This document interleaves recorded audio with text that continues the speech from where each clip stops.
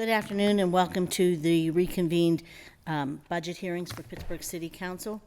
And we're joined today with Mayor Gainey, and I'm Council President Teresa Kell-Smith, and we're joined by Councilwoman Erica Strasburger, Councilman Wilson, and Councilman Kraus, and others who I'm sure will be out as we continue, as we go on. And I'm going to turn it over right now to our Budget Director, Peter McDevitt, and Director.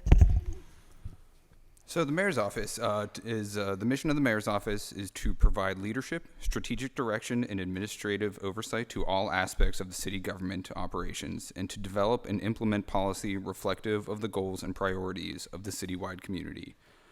Short overview of the mayor's office: it contains the executive office, the office of communications, the office of neighborhood services, the office of business diversity, the office of immigrant and refugee affairs, and the Office of Workforce Development, Youth, and Education.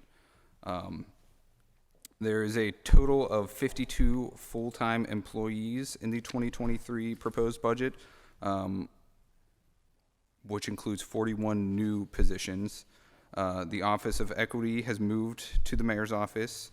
The Office of Immigrant and Refugee Affairs has also moved to the mayor's office.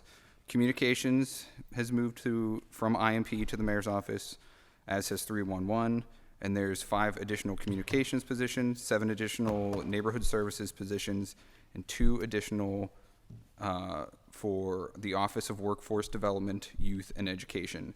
So that comes to an increase of about $2.7 million, and it includes 40 non-union and 12 AFSCME 2719 positions.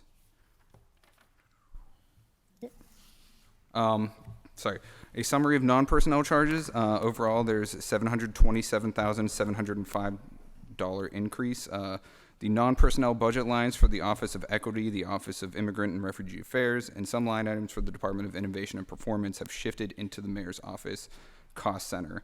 And it includes a disparity study for $200,000, interpretation services for $150,000, which shifted from CDBG, other translation and immigrant refugee services, workforce training, financial inclusion, employment centers, membership fees for the Office of Equity, and computer maintenance related to EORC and the City Channel. And that's all I have. Thank you very much. And Mayor Gainey, we're also joined by Councilwoman Deb Gross. And I just want to say thank you. This has been a really busy, crazy year, and you've encountered a lot of challenges. And I think we are working really well together with the administration and council. So with that said, I'm going to turn it over to you, and then you can introduce your staff that you have with you, and then council members will ask questions. First, Council President, thank you. You've been very good at keeping your word. You've been good at building bridges. So before I go any further, I want to thank you. Thank you. Everything you said that you would do, you've done, and I appreciate it. To the rest of the council, thank you. Appreciate y'all being here. Thank you for allowing us to have an opportunity to speak with you. Today we come to talk about our 2023 reflection and the investment of our city. We start by continuing to say that we want to see a city that is safe, a city that is welcoming, and a city that is thriving. That's very important, and you will see it reflective in our 2023 budget. The budget for the Office of Mayor represents a reorganization of city services, a breakdown of silos to better serve the people, and eliminates accounting inefficiencies and waste. You will see prioritized investments in neighborhood services and the Office of Communication. This is a direct response to the public feedback we had from the public as they wanted to see increased service, more transparency, and engagement with city government. We believe these investments also demonstrate our commitment to governing with the residents of the city and our principles and our values of showing up and serving the people. We also believe that this reorganization of communication and neighborhood services will be more efficient and deliver improved results with better and clearer management that also allows our departments to focus on what they do best: technical assistance, project management, and project completion. Our budget also reflects our values of equity and diversity. It will be the first time in over 20 years that the Office of Business Diversity will do a disparity study. Again, that's over 20 years. We will also elevate the ADA coordinator to serve in the mayor's office and build opportunities for youth and our most marginalized citizens through the work of our financial empowerment and education coordinator position. We look forward to taking questions today. Again, we thank you for allowing us to be here. To the left of me, to the far left, is my Deputy Chief of Staff, Felicity Williams. And to the left of me, direct left, is my Deputy Mayor, Jake Pollock. So we'll be looking to take questions from any of y'all.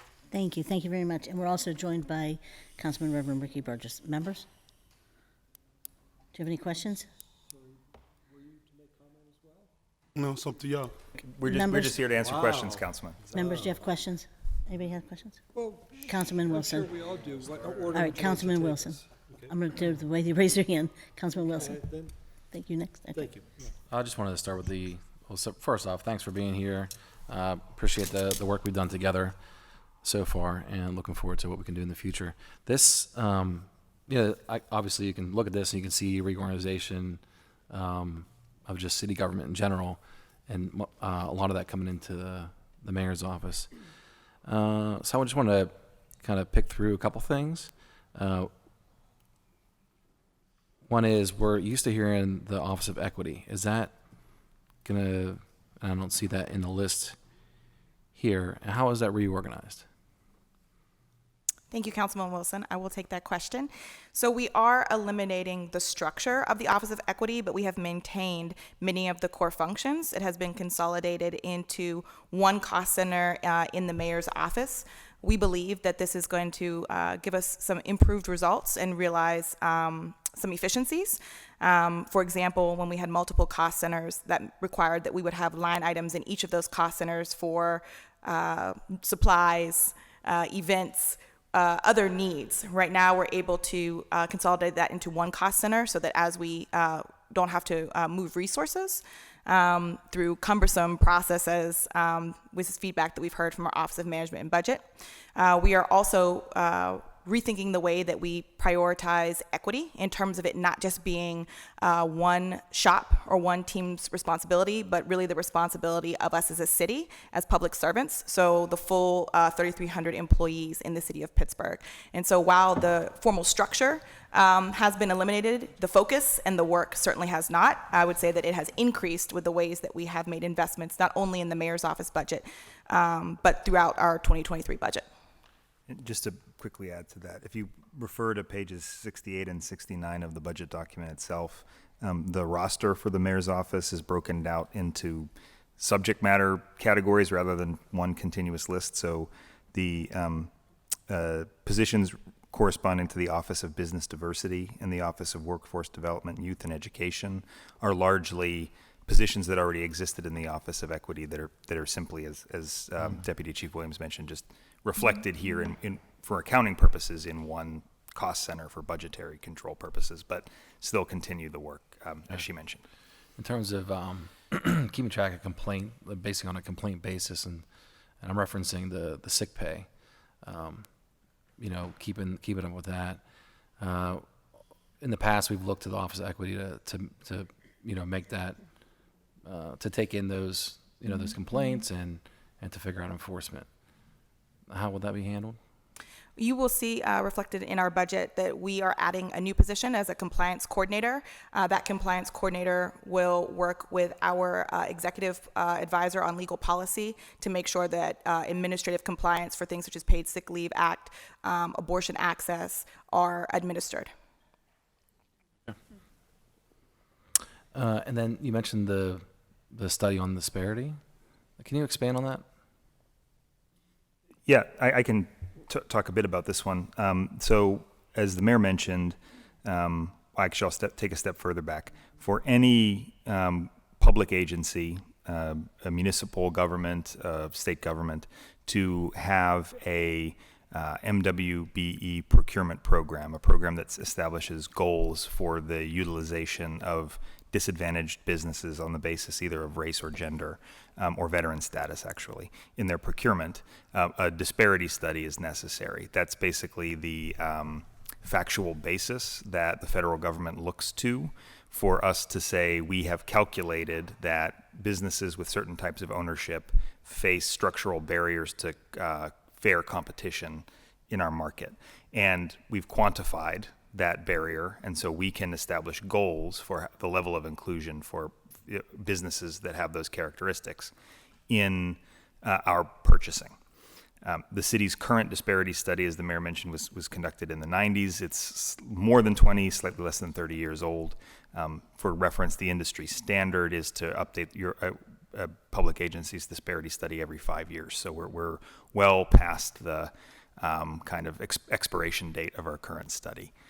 So we are proposing funding to conduct a new study that would update our goals such that we can justify a program that aligns with the current conditions in the market. The state of best practices in the industry, for lack of a better word, for conducting these studies has also changed dramatically. Our existing study establishes flat goals for participation based on characteristics. So we have a minority participation goal and a woman-owned business participation goal. That's not how these studies are conducted anymore. They're actually conducted on an industry basis. So, for example, we could have a goal for the procurement of landscaping services, in which our procurement is actually pretty good as it relates to this. That would be reflect the barriers that exist in that industry, and then a different goal for professional services like engineering and architecture, where we've lagged behind. So by breaking out the goals based on the barriers that exist in a particular industry sector, we can be more responsive to the barriers that disadvantaged business owners face in our community. Finally, there has developed since our last study a legal theory of passive participation. That means that even if our record of procurement does not show major disparities, if there are disparities in our local market, basically our metropolitan statistical area as a whole, then we can justify having more aggressive goals based on the barriers that those businesses might face in getting hired for private sector jobs. And so all of those things would lead to a more targeted and robust MWBE procurement program, which is why we think it's important to put the funding behind conducting a new study. There were funds in the 2022 budget to do preliminary work on this. We've been working with a industry-leading law firm to help us develop the language of the RFP that we would release for this study, so that we will get exactly what we're looking for, which is the sort of modern industry standard best practice. That work is largely complete. I think if we don't have it already, we expect to soon have a proposed RFP scope language from them that would allow us to move quickly in the new year if this funding's approved to conduct a study. All right, great, thanks. Adding 7 neighborhood services positions, is that calculated somehow? Like, is it based on district, or? I'm trying to think of how many there are currently. There's 3, so they'll be adding. So if you had, I think there's a manager and 2 or 3. So maybe you can expand on that. Absolutely. I'm happy to take that question, Councilman. So what you will see in our neighborhood services, you will see substantial investments in both neighborhood services and communications. Focusing on your question, neighborhood services, one of our principles, or I should say 2 of our principles, are show up and serve the people as an administration. And so if we want to bring government to the people, we need the staff to be able to do so. And so you will see that the investments that we have made are around us consolidating and centralizing engagement work and activity. So for example, there's an infrastructure engagement specialist. That person would focus on engagements related to projects in DPW and DOMI, for example. We know that there's a lot of projects that come out of those 2 departments. So it was important that we prioritize a role just around engagement for those 2 shops. You will see that we also are adding additional community liaisons. Our neighborhood services team attends community meetings almost every night, every week, multiple meetings. And so a team of 3, they are certainly mighty, but they need more support to be able to continue to do so sustainably throughout the year, and make sure that we are reaching our residents, our constituencies, and having that relationship between them and government. And so we based it on our current schedule, what we plan to do in the future, in the upcoming years around those engagements, specific departments that we will be leading the engagement work on. You heard the mayor talk about, we want to have our departments focus on what they do best. We have heard this from them as well, that they want to focus on project management using their technical expertise and project completion, while the mayor's office handles the community engagement aspects of those projects and work. And so that is reflective, what is in the budget is reflective of our ability to do that based on department needs, as well as based on neighborhood needs and our engagement with them. Okay, in the past, we've seen some of these communications jobs. I don't mean to call it a communications job, but basically some way that a department interacts with the public at a community meeting, in the form of a similar position that was at like PLI, and that wasn't present when you came in the office. That wasn't put in the budget during the time of COVID. Do you see any of the neighborhood services specializing in any, since I'm not seeing those, that position being filled in PLI that used to exist a couple of years ago, do you plan on having some expertise in neighborhood services to try to, go back to this? A lot of people, miss that position where, PLI could go directly to the community and explain, the ins and outs of PLI and how that works. So you will not see a specific role dedicated to that in the budget that we have proposed here. However, I will say that our team in neighborhood services has been gaining expertise in a number of areas throughout the city, and they are working very close with the departments to be able to do just the types of engagements that you're talking about. Our neighborhood services team actually worked with PLI on a couple training sessions and community engagements that they did to help people better utilize our PLI system. And so that's an example that we've already done and will continue to do so that those services and those needs will be met. Okay, I also see the need for DOMI. Everyone wants a meeting with DOMI. And I just want to say, I think that statement is, emblematic of the situation. They're not in my committee, but I have meet with them twice a month because of so many different projects that they work on and concerns that people have. And just as that department continues to do, the good work they do, I just like for the neighborhood or the community to be able to have that touch. So just be mindful of that. It's just my simple request. I think you'll find in this proposal in a couple of places, Councilman, similar to the way in which the Office of Management and Budget has budget analysts with a portfolio of departments that they are the liaison between the central budget control function of the city and the departments that deploy the funds.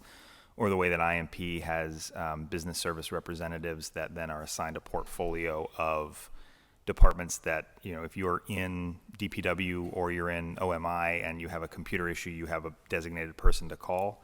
They don't have an IT position in DPW, but they have a member of the IMP staff who is their go-to on any IT issues they run into. This is a similar model in both neighborhood services and communications, where there'd be a centralized team with one manager with a focus on community engagement, and then folks with assignments to various departments or neighborhoods as needed to be the feet on the street. But that connection between the work of the departments and the way in which it's being represented or communicated about by these teams follows a model that we're already using in a number of other places. Okay, well, it's good to hear that you're thinking about that, because I just know being on the ground at the community meeting, if I don't have the answer, where I or other members are reaching out to the director, and I know that pulls them down in the department.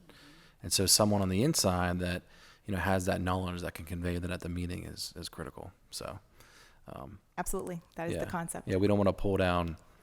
We want to be a part of a government that's works. I hate when I do that, but I just need the answer because they need the answer. Right. Sure. Lastly, I just want to ask about the Office of Community Health and Safety. That was that's not listed here. Mm-hmm. I'm not sure if it still exists in there. It's reflected as an office within the Department of Public Safety in the November proposal. Okay, so that was moved. Can you explain that? Yeah. I think I can't speak to the thinking that went into its prior placement sort of halfway in between the two, but after a year of working with the OCHS team, which is doing fantastic work in building out our ability to do co-response, meet the needs of high utilizers of our public safety services and everything else. Their work is fundamentally linked to the work of public safety. So they exist within the civilian portion of that department. But in order to foster the type of permanence and coordination necessary between the work they do and the work of the Bureau of Police or the Bureau of Fire or EMS, and they have deep working relationships with each, I think we talk about it mostly as its relationship to policing, but one of the real success stories of the early days of OCHS is the high utilizer program, where they partner with fire and EMS to identify folks who are making routine repeat calls for emergency medical or fire services and try to preemptively, or proactively, I should say, get ahead of those issues. So instances that might involve hoarding, for example, that left unattended could result in EMS calls. I mean, that partnership's critical. And so I think we view it as sort of part of the maturation of OCHS, that it's no longer kind of a special project of the mayor's office, but something that stands on its own as part of the permanent infrastructure. And the next step in that evolution is to make a permanent home for it in public safety. I would say longer term, we view it as part of an emerging additional bureau within public safety, equal to fire, EMS, and animal control and police. So that's an evolving process, but for now, the next step is to firmly locate it within public safety. Okay, well, I'm certainly looking forward to getting more into Sure. And I believe that into that public hearing. Yeah, that's on Thursday, I Right. believe. So they'll all be here to I just wanted to discuss talk briefly just about the decision to take it from there. So thanks. All right. Thank you, Councilman Wilson. Councilman Kraus. Thank you. Welcome, Mayor. Welcome, Councilman. Nice to have you here. Yeah, thank you for being here. Well, I'll start by saying how appreciative we are of the cooperative relationship that has been birthed between council and the mayor's office. This council has historically worked very hard to build bridges and create relationships, and that we're all in this for the greater good. And as we find our way, cooperatively and collaboratively is our best opportunity to achieve the things that we're all here to do, right? Right. We didn't just end up here because we ended up here. We came here with a purpose and a reason, and we want to help you to achieve that. And so it's been good. It has been good, and a lot of it really is due to your what do we need? Oh, I'm sorry, my mic. Sorry. Oh, the mayor too? Okay. All right. I'm in good company to be scolded, right? So, but a lot of it is really the leadership team that you've put in place, and the ability to reach out to them directly and often, and know that there's somebody else on the other end of the line that is willing to take the call and help you to navigate whatever it is that you might need to navigate at that moment in time. So I mean this sincerely. I'm impressed with the leadership team you've put in place, and they've been very helpful. One other thing I would like to. We so have to get away from plastic. We really do. We used to do the pictures. They used to. Yeah, I don't know why we don't do that. Here we are advocating for the non-use of single plastic containers and then putting them out. But anyway, it's not uncommon for us to go off topic at these and not necessarily reflect solely on the budget of the mayor's office, but to talk about some other things too. There are some questions I do have about the budget, but I do want to thank you for your assistance, and I know where I'm going with this. That we had worked diligently to bring development into the Belts River neighborhood, and through a series of very dedicated people and God-given opportunity, thank God that it did happen, and we needed that little push to get us over the top there, and you were there to give us that little push to go over the top, and so we are soon to announce a $13 million investment in the Belts River neighborhood that previously has never happened, at least that I'm aware of. And while I don't mean to lay everything at your feet, this was a very deliberate project for years, but it was your help at the very end to push us over the top that really brought it home. I appreciate that. Yeah, we appreciate it very much so. To talk a little bit about the the time in which you are brought to serve, you're here at very difficult and challenging times. There are, I can only imagine the course of your day and the path it takes from one moment to the next. And we are faced with, I don't want to say insurmountable challenges, but they are very, very difficult challenges. One of them being chair of the Public Safety Committee, and of course we'll be doing the public safety hearings on Thursday. But I don't have to remind you of the challenges we face around policing and delivering services and public safety and concern of citizenry, all of us, and in the difficult times in which we live. And I'm welcome to give you the opportunity to speak a little bit about it if you wish to. You don't have to if you don't Jake, want to. Start it off and I'll finish it up. Yeah, sure. Thank you, Mayor. So I think you're absolutely right, Councilman. Right? I mean, the challenges in that area of our work have been many, and it's been a challenging year in that regard. Right? I think there's a fairly broad consensus that the end of the pandemic-related closures of public spaces and the kind of pent-up emotional trauma, frankly, of that period have manifested themselves in a growth in the need for public safety services of all types, right? We've got an increase in kind of criminal behavior that's an outgrowth of kind of the financial or other kind of traumatic needs that occurred in that time. And then we've also got an increased need for the mental health and community health services that cities are increasingly looked to provide as a consequence of that. And so we've endeavored to rise to meet that challenge. This budget proposal, of course, continues the work that was that is able to be begun under the existing FY23 budget, or 22 budget, in recruiting new classes of police officers, which we haven't had in a long time, and is leading to significant overextension among our frontline police force. And we've sought to do that recruitment in a manner that reflects the sort of modern best practices and orientations we're looking for in community-oriented police. That's a major investment that we're making. Unrelated to the budget per se, but I think critical to that work is the ongoing work to recruit a new chief of police. The engagement sessions about that have occurred and will continue as the selected firm, with council's approval, comes on board actually this week. I believe the contract was finally executed yesterday, so they'll begin their work shortly to formally post the position, but we've already begun to gather community input around that. But also critical to that work, as I spoke to in relation to Councilman Wilson's question, is continued investment in our other forms of response. And so reflected in this budget proposal, in the budget for the Stop the Violence Trust Fund, which will also be discussed at Thursday's hearing, is additional positions.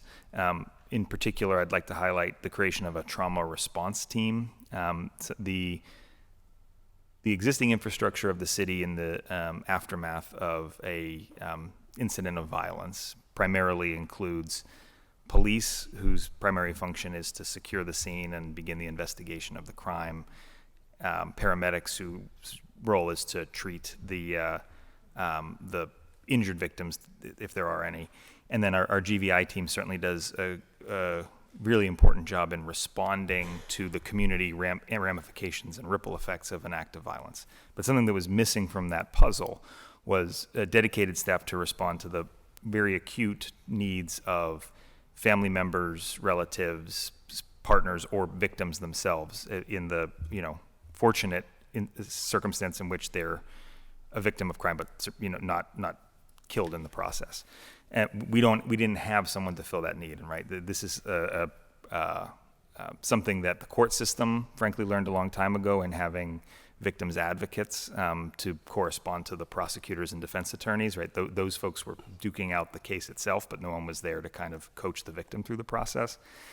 We see the same thing in the on-the-ground impacts of violent crime, and so having trauma responders available to meet those needs is important, and why you see it reflected here, along with additional investments in the non-police intelligence gathering capabilities of GBI to sort of anticipate potential incidents of community or group violence through just sort of keeping an ear to the ground or to social media to help us head things off before they become a tragedy. So those are the key aspects, I would say, in our investment in public safety. Let me let Felicity also respond to that as well before I do. Yeah, please. I think, one of the things I'd like to talk about is the results that you are seeing from us taking some of these approaches. For example, working together with you, Councilman, on the South Side, the work that we are doing in the North Side together, the work that we are doing downtown, where we have identified what are some clear hotspot areas where we're seeing a rise in incidents and challenges. And so these investments that you will see in this upcoming budget help us do that work better. We're also not just, is related to the budget, though not reflected in the budget, seeking additional funding support from the state for some of that work as well. So we look forward to hopefully being successful in securing those to be able to create some ambassador programs, working with our schools, and more deeply related to violence with youth there, and then also some equipment for our police officers that needs updated as well. I think one of the other things that the mayor wants me to mention related to public safety is our growing and deepening relationship with Pittsburgh Public Schools. We are in the process of hiring an education coordinator who will help us work aligning resources, removing barriers between PPS and the city of Pittsburgh. Our Pittsburgh Public Schools spend a tremendous amount of time with our youth. And so we want to work with them in terms of out-of-school activities, in terms of addressing violence and other public safety challenges in our schools, in terms of workforce opportunities and pipelines, creating those between our CTE programs in the city of Pittsburgh, and then also focusing on our safe routes to school work as well. So helping to get our youth safely from their homes to schools and back every day. So those are just some of the areas that this individual would focus on initially in aligning resources, creating better pipelines, and improved outcomes for our youth as well. Before I speak, let's just go one step further. Can we talk about the sidewalk initiative we're doing? Because that speaks to the level of engagement as well. Yeah, sure. So that there's this is an example of an intersection between our work to support students and youth and reduce violence while also doing it through infrastructure. So we've begun a pilot program this year to take a greater role in the repair of sidewalks that are on PPS identified routes that students walk to school, where often there are sidewalks that don't exist or are in a poor state of repair. This fall, we at two locations, one in Arlington and one in Homewood, activated our internal construction crews to make extensive repairs to sidewalks that are either city-owned because they're by city facilities or city-owned because we own the adjacent property through tax foreclosure. In that, we've added sidewalks to places they weren't before. That'll make it easier for students to get to school, but also parents with strollers or folks in wheelchairs to move around those neighborhoods. And we're working with law and finance on a process by which we could extend that support to the homeowners on those corridors, so fill in the gaps in that system. And essentially, they're responsible for the sidewalk, but we could collect the cost of that through their tax bill. Their property tax bill, once we've sort of ironed out the kinks in that process, we envision expanding it much larger and serving a lot more areas. But we're treating this as an opportunity to figure out, discover the gating issues, figure them out, figure out a way past them, and then we'll have more to say about that, I think, probably by mid next year. But we're really excited about that as a component of this much bigger, far-reaching approach to addressing these issues of community violence and community trauma. So, you're correct. The insurmountable challenges that we have, we can look at it two ways. We could always look at it as a problem, and it is a problem. But I've learned in the past that if you don't have a problem, you don't have opportunity. Your problem and your promise live in the same backyard. And so when you think about some of the problems that we've had to encounter earlier, the bridge collapse, we had to make sure that we put things in place to make sure that we're inspecting our bridges, and we created the Bridge Asset Management Program. When we talk about violence and some of the issues that we were dealing with in violence, just take to the south side on Carson Street. We worked hard, thanks to your leadership and your wisdom in us going in there to give us some information about what was going on, really helped us, and we've seen a decline in that area. Councilman Wilson on the north side, working with him to just, you can't change things if you're not present. If you're not relevant, then you can't change anything. So us being on the ground, getting information from our intelligence, that's why the neighborhood services and us getting more people is so important. The more information we get from the ground, the better prepared we'll be. When we talk about our Roots outreach team and the fact that they're out there every day, people don't hear it, but could you imagine how much information they're giving me on Wednesday about what's going on to make us make the right decisions about what strategy we need to utilize? All that's opportunity. If I only seen it as a problem, then it would be difficult for us to do anything about it. But this is not a problem that we created. This is a problem that was made. And since this problem is made, it gives us an opportunity to do something that we've been elected to do. Bring the necessary changes to make us the most safest, welcoming, and thriving city in America. And so as we look at it, and don't get me wrong, it gets heavy. You're absolutely right. It gets heavy. But every great challenge does. But it allows us to call on the city to work together, on council to work together, to ensure that we're rowing in the same direction. That's why you see us doing so many different meetings in these neighborhoods. In meetings in neighborhoods that we've done business in, we've also did an improvement in to let the people know that we're serious about what we say. So it's not that we're just meeting for the sake of meeting. We're meeting with the ability to be able to do improvements in that neighborhood to demonstrate that we will walk the talk that we say we will. And so we've been able to do that. So we've been challenged every step of the way. But in order to change it, to get the government that we want, that challenge has to be necessary. And though we may not change the whole challenge in our time in office, that's not what we're here to do. Yeah. We have to plant a seed of change and demonstrate the rate of return on that investment. And then every mayor's office that comes out, mayor's administration that comes after us will have to water that seed, and we'll continue to get the change that we need. That's why the disparity study is so important. We have to continue to work for progress. We can't work on, okay, if it's 17% in the city, that's what we should go after. No, that's status quo. We need to go higher in order to become attractive. So you can't be attractive for status quo, but you can be attractive if you continue to invest in those things that bring change. So the reason that I brought this topic to the forefront is to have exactly the discussion we're having, that the purpose of us conducting our business in the public arena like we do is to be transparent and informational for the people that watch council, right?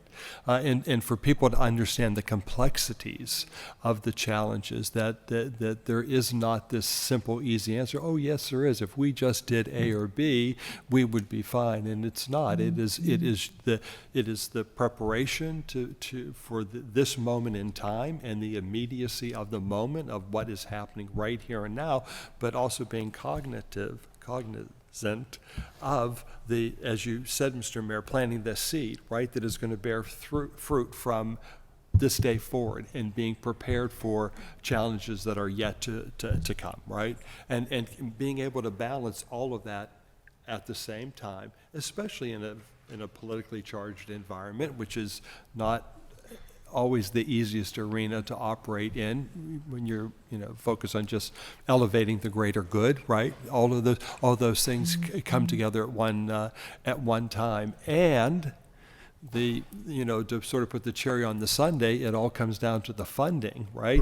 Our budgets are about our priorities, right? What do we care about? And that's reflective in what we put our finances toward, to cultivate and to develop. So I just want the public to see that the challenges are great, the complexity is unbelievable, but that we're up for the challenge, and that you do have good people here at heart that truly are here for the right reasons and wanting to make certain that we meet the challenges of the time. They're passionate about the city. They love the city, but it's more than love. I mean, let's take the Office of Communication. When you think about modernization, we've only had 2 people in the Office of Communication forever. We've never modernized it. Every other city I go to, they have a communication staff to deal with the 24/7 news cycle, to deal with the social media. You and I have talked about social media. The industry has changed, but we remain the same. And that's a problem. So we had to think about how, and I want to thank my team because, it's my team. We sit around the table and find out what is the best strategies and how we do it. So when we talked about bringing, the city channel into the Office of Communication, when we talked about making sure that we bolster it so that we're meeting the demand, Marie and Sam got to do this all on their own. Everything that we've had to go through this year, and it's been a lot, and I've worked for 2 mayors. I know it's been a lot. We've only had 2 people in communications to deal with the day-to-day media activity. No other city that is growing, that is moving in a way that says that we want to be a city of tomorrow has only 2 people in their communications department office. That's a major change for this government. So you took the conversation exactly where I wanted to go with this. And I appreciate your willingness to discuss this, and I need to be cognizant of the time of other members who wish to make comment as well, too. I'm sure you've heard the council's concern about the Cable Bureau going into the mayor's office, and there's been some conversation about that. I would be interested in just hearing briefly your thought processes behind that. I think the resistance that you're meeting from council is that the Cable Bureau serves its largest function is the public record of the people's business that we state here. Now, having said that, that doesn't mean that this council, and I don't mean to speak for my members or my colleagues, would certainly be interested in understanding how to better serve this, as you said, 24-hour news cycle, this onslaught of social media, this need to be able to react at a moment's notice, and not just react for the sake of reacting, but to have, deliberate, purposeful information that needs to be disseminated at a moment's notice. This council stands ready to assist in that. But I don't know that it stands ready to do it through moving the Cable Bureau into the mayor's office. So, and respectfully, there is some disagreement there. So would you like to talk about the reasoning behind that? I can start on that. One thing, to a point you raised, which I appreciate you raising, Councilman, one thing I'll make clear from the outset. The code-defined responsibility of the Cable Bureau to first and foremost serve the function of recording for the public record and broadcasting council meetings and other official city business would in no way change depending on where it sits in the city org chart. Right now, it is a unit within the Department of Innovation and Performance. Moving it to be a unit within the office of the mayor or anywhere else within city government wouldn't change its code established requirement for that to be its first order of business, and we have no intention of challenging that in any way. The thinking here is twofold. One is that as a communications vehicle for the city, one of the ways in which the city communicates to its public about the work that it's doing, we felt that being not somewhat isolated in a department that has a broader mission that is more about the management of our information technology and sort of performance improvement, but rather connected to the work of other communication professionals within the city and ultimately supervised by a communications professional who understands that kind of entire scope of work and can provide the type of management, supervision, and professional development for people who work in communications was the right, to borrow the mayor's term, the right sort of modern step. And it is in line with the ways in which these kinds of services are managed in other cities, right? That the work of the city's dedicated cable channel is connected to its broader communications infrastructure. So that's the entire motivation behind the move. It is collecting folks who do similar work in a common team where they can, share in the best practices of that profession under the supervision of someone who's ultimately a professional in that regard.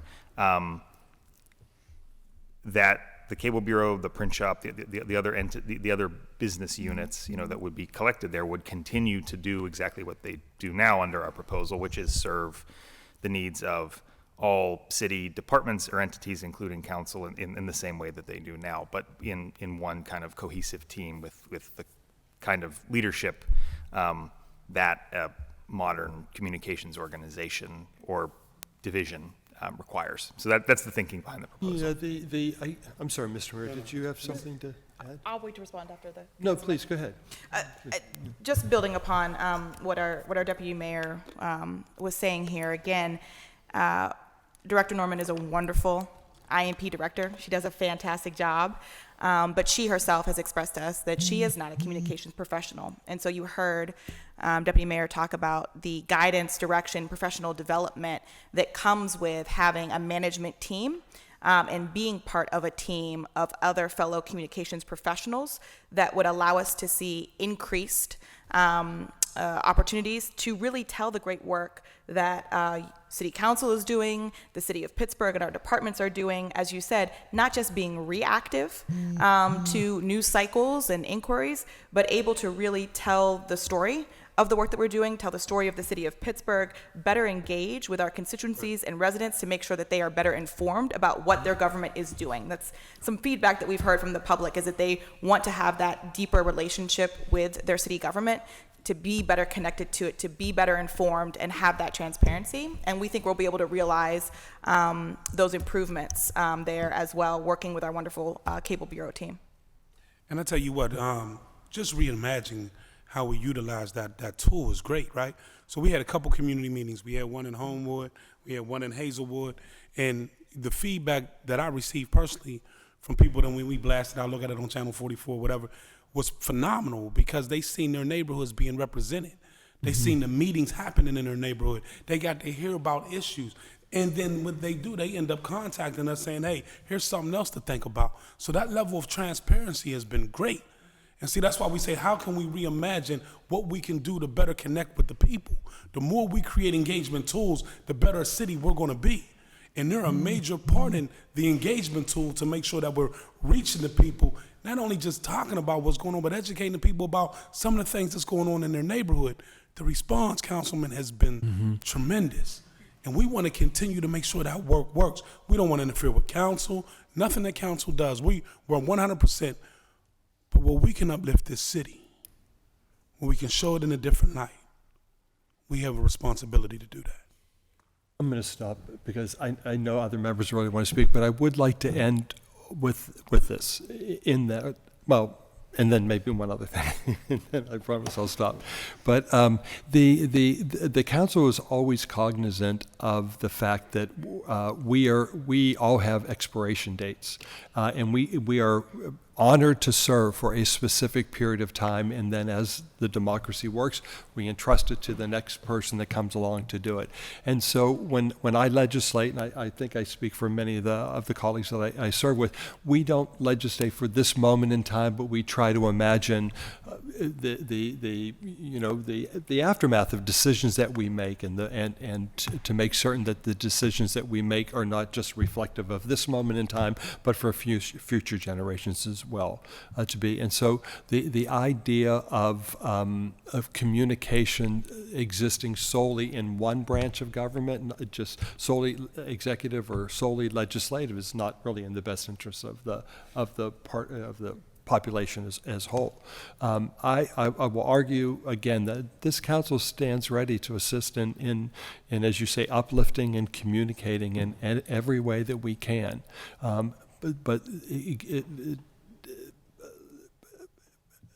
having the Cable Bureau exists outside of council, I still have reservations about. So I just want to be honest and put that up there.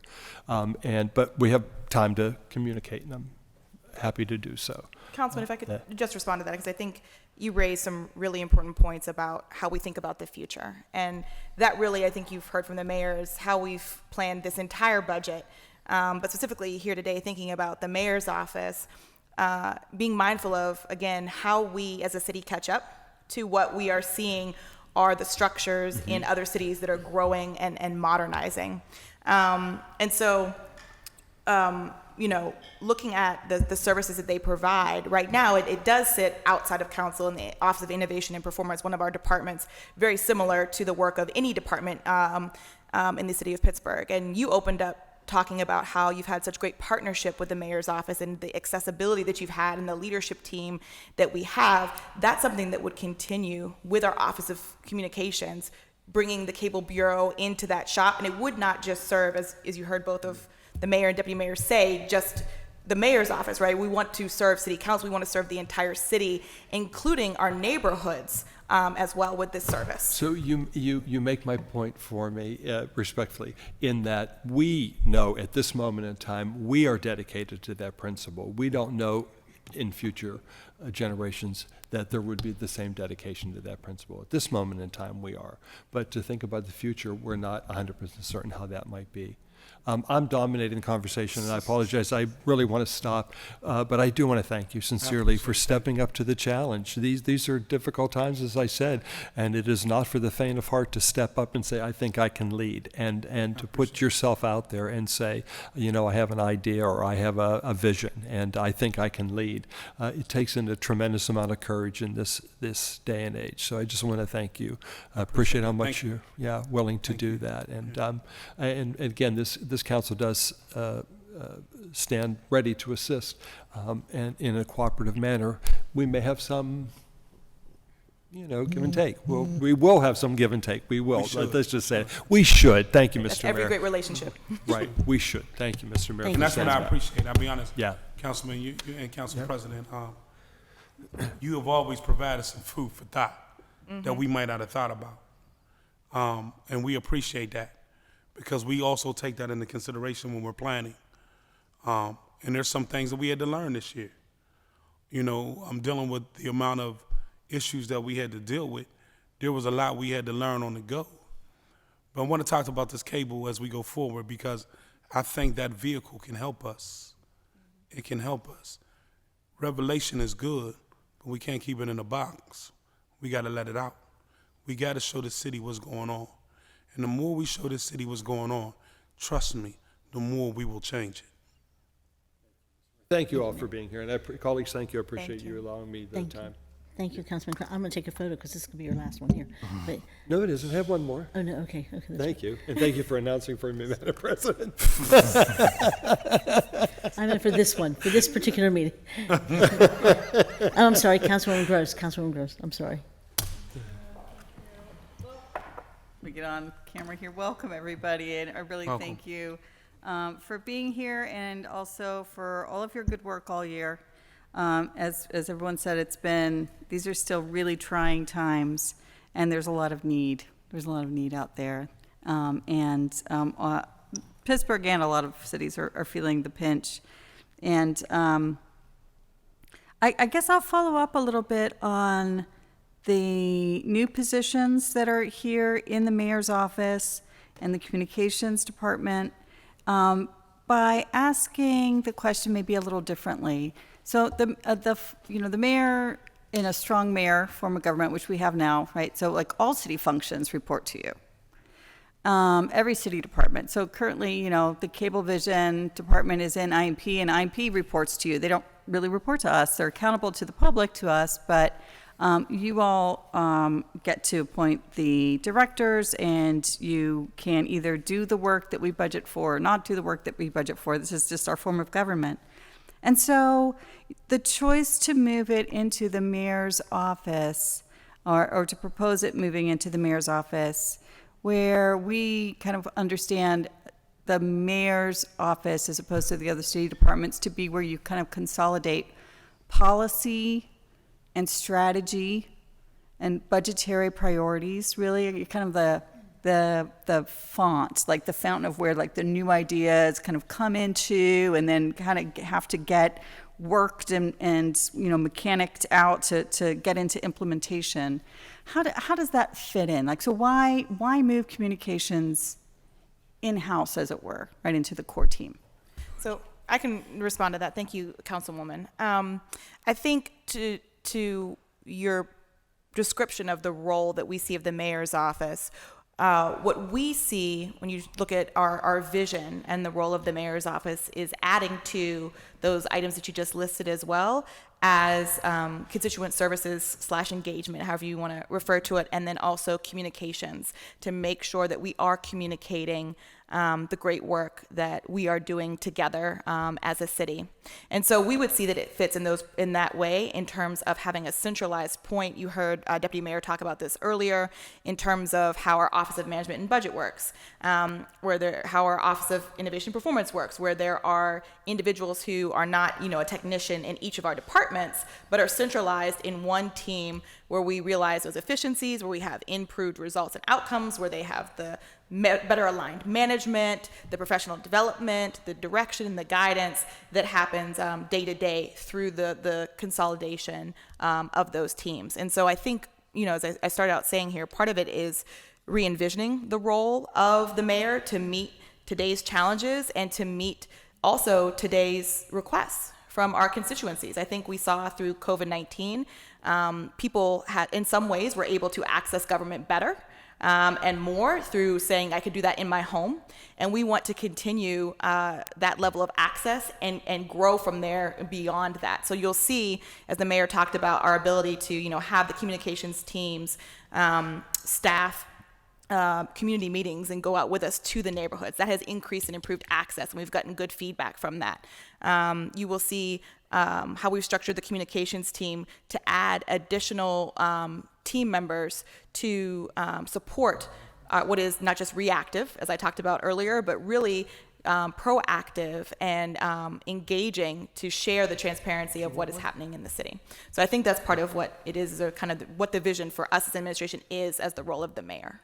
And if I could just quickly add to that, I think something that Deputy Chief Williams mentioned is really important, right? The role of the mayor's office is, I think, Councilman, when you put it, that sort of central point from which, policy or leadership emerges. It's also critical that that office be the place in which we relay, on behalf of all departments or all the work that's happening to the public, the work of the city government itself, the departments and folks doing the work. Like, we have a charge and a platform from which to make clearer to the public the way in which their government is working for them. And so integrating the team of folks who are vital conduits to that communication into the planning of that work to ensure that there's a sort of a seamless continuum from the development of an idea to its implementation and execution in a department to the relaying of that story kind of from beginning to end is the thought here.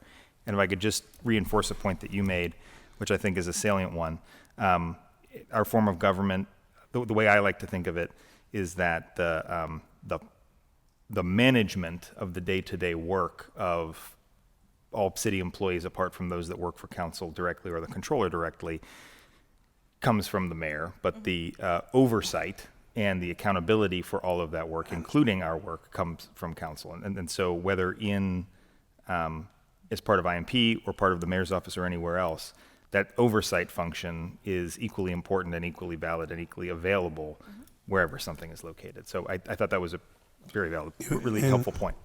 Councilwoman, let me just follow up on that. We're talking about the cable channel. Department and IMP, they don't do communication. They don't. So from an alignment position, it's in the wrong place, just because that's not what they do. And they've been steadfast in telling us that's not what they do. And so just when we talk about relationship and alignment, it's in the wrong place. In order for it to be in the right place, it should be in the Office of Communication, because that's what they do. So when you look around at other governments and you see, even at the state level, that communications and all that is in communication, all that is involved in communication is under the Office of Communication. They wouldn't be under the Office of IMP, because that's not where communication lives. And so if we're going to correct the right alignment, then it makes sense to have them in the Office of Communication, because that's what they do. So from a management position, it creates more management that we can handle, because we have someone that definitely understands communication instead of somebody from IMP. That's not what they do. So we're just trying to make sure that we streamline services so that we are creating the most efficient, effective departments for the city. That makes sense because that's what they do. It's true. I'm smiling because I'm thinking probably when the city, and this is well before my time, I think everyone's time on council, when the Cable Bureau was created, it was probably just more about the equipment, right? And so it was in the computer services department or computer information department or something like that because, it's like that's where equipment was, managed. And we're way beyond that time in history now where almost every single function of government has a lot of communication that they put out, right? And so from Parks and Rec having their own Twitter feed to, I have no idea who manages the Parks and Rec Twitter feed, right? God knows. I'm not sure I know either. Each council member pretty much has their own, right? I have an individual Twitter feed, half people follow that, and then I have an office Twitter feed that nobody wants to post on. None of the 3 staffers I have any interest in doing any of the content on social media. I can tell you, it's this hot potato that everybody's just like, And so more than half the stuff I do, I'm sorry to the public, are not on my office social media. They're on my personal social media because I just do it myself. So, this is a broader point, right? So it's not just me. And I think so. I think we're still going to have to chew on this, honestly, right? Because the departments, speaking for other members, it feels like the departments historically are a little more accountable to council members, maybe because as a body we can remove a department head. But, and the office of the mayor has been less available to members, right? You don't necessarily, no, dispersions on present company, right? But to have all of the communications professionals that might be available to us and help us also do that communicating to our neighborhoods, or be it our neighborhood meetings, or conveying the work of departments, or being even accountable to chambers and the work that we do here, to be in the office of the mayor. It just feels a little it's very new. Like you said, it's good to modernize. But I don't know if we have the comfort level of will our needs also be met? So you have those needs, but I think we can all see that kind of like every department. We talked about how other departments had their own communications people, and now that some of them don't, and it's a struggle. Thank you, Councilwoman. That was one of the points that I wanted to talk about too, because one of the things that we've done as administration is we've never just acted without having deeply engaged the teams, the people, the constituencies, the departments, et cetera, who would be changed by the actions that we take. And so some of the feedback that we have received from individuals who were communications folks who were by themselves on an island in a department has been that they did feel isolated and siloed, and that they didn't really have the opportunity to even have a day off, because if they were not there, since they were the only communications professional, they were not part of a communications team, they didn't have any backup, they didn't have any additional support for the work of communications for that particular department. And so again, that is the idea here around the consolidation, is the value that you get from having that team that can support you in that work. And so that's just some feedback that we've also received that I wanted to share with the council as well. Councilman, I just want to follow up on that too. And I can understand some of the hesitation because it's always been this way. But I think we can agree with what the news and media right now in the time we're in. Just because it's been that way don't mean it's being best utilized. And, someone would have to tell me how we're doing right now is best utilization, when we know we can do so much more. There's no question about that. It's just almost like 311. Why would we have 311, the Office of Neighborhood Services, and they're separate? So if we can agree that doesn't make any sense, how can we not agree that having communication under communication don't make no sense? That's what I mean about, I understand the comfortability because it's always been that way. And nothing is etched in stone. Councilwoman, if things need to be redirected, if we need to improvise, we're willing. We're willing. We can set that up. But just to say that we need to keep it as is without even trying means that we're playing behind the times and not trying to catch up to them. And that should worry not only me, but everybody on this council. Thank you. I think we should shift on. I've got another topic that I want to talk about, which is that we've had some testimony here, and I've had private communications, and I know that we've had conversations about the Office of Equity, but also the Gender Equity Commissioner Executive Director, which is in ordinance, which is the thing that members of the public and public testimony here at council has been concerned about. So I wanted to give you an opportunity to talk not just about integrating equity, which you already addressed, into the functions of the mayor's office, but about those specific roles. Thank you. Absolutely, Councilwoman, happy to do so. So you will see in our upcoming budget that we have not budgeted a position for a Gender Equity Commission Executive Director, nor have we budgeted a position for the part-time LGBTQIA plus commission. Again, following a theme here for us, the idea was that we felt this work, one, should not happen in silos. Government is far too siloed in general. We hear that from people all the time at all levels of government. And that we really have the impact, the outcomes, and the results when we break down those barriers, when we break down those silos, and when we bring our teams together. And so, for example, when we were looking at the work of the Gender Equity Commission, you cannot have gender equity without also LGBTQIA plus inclusion. And so we would have had a part-time person staffing that commission when we can fold that work into the role of one full-time person who would not only just staff both of those commissions, but of course also work with the mayor's office and the departments in the city of Pittsburgh on gender equity, LGBTQIA inclusion, other diversity and equity access issues and strategies, policy, to use the language that you mentioned earlier.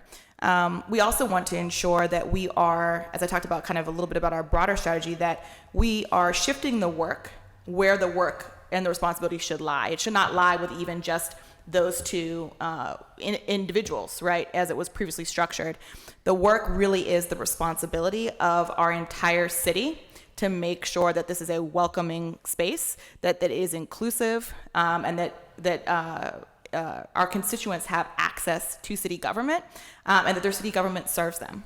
And so the way that we have structured the team here is really should not be thought of and looked at as just one role, to serve one group, another role to serve another group. It's really how can we maximize the limited resources that we have as a city to deliver the outcomes and the impact that we want to see. And if I could just briefly add to that, I don't have anything to add to Deputy Chief Williams' overview of the strategy here, but to answer a technical subset of your question, there's, I think, ample precedent in code for arrangements like this where, for example, the finance director as a capacity of that role serves as the executive director of the pension fund, for example. So the code requirement that there be a designated individual to serve as the executive staff support to the commission is accomplished in this proposal by a position that does that among other duties, which would otherwise have been part-time positions. So. And I want to acknowledge that I'm supportive and that the mayor met. Okay. Thank you, Councilwoman.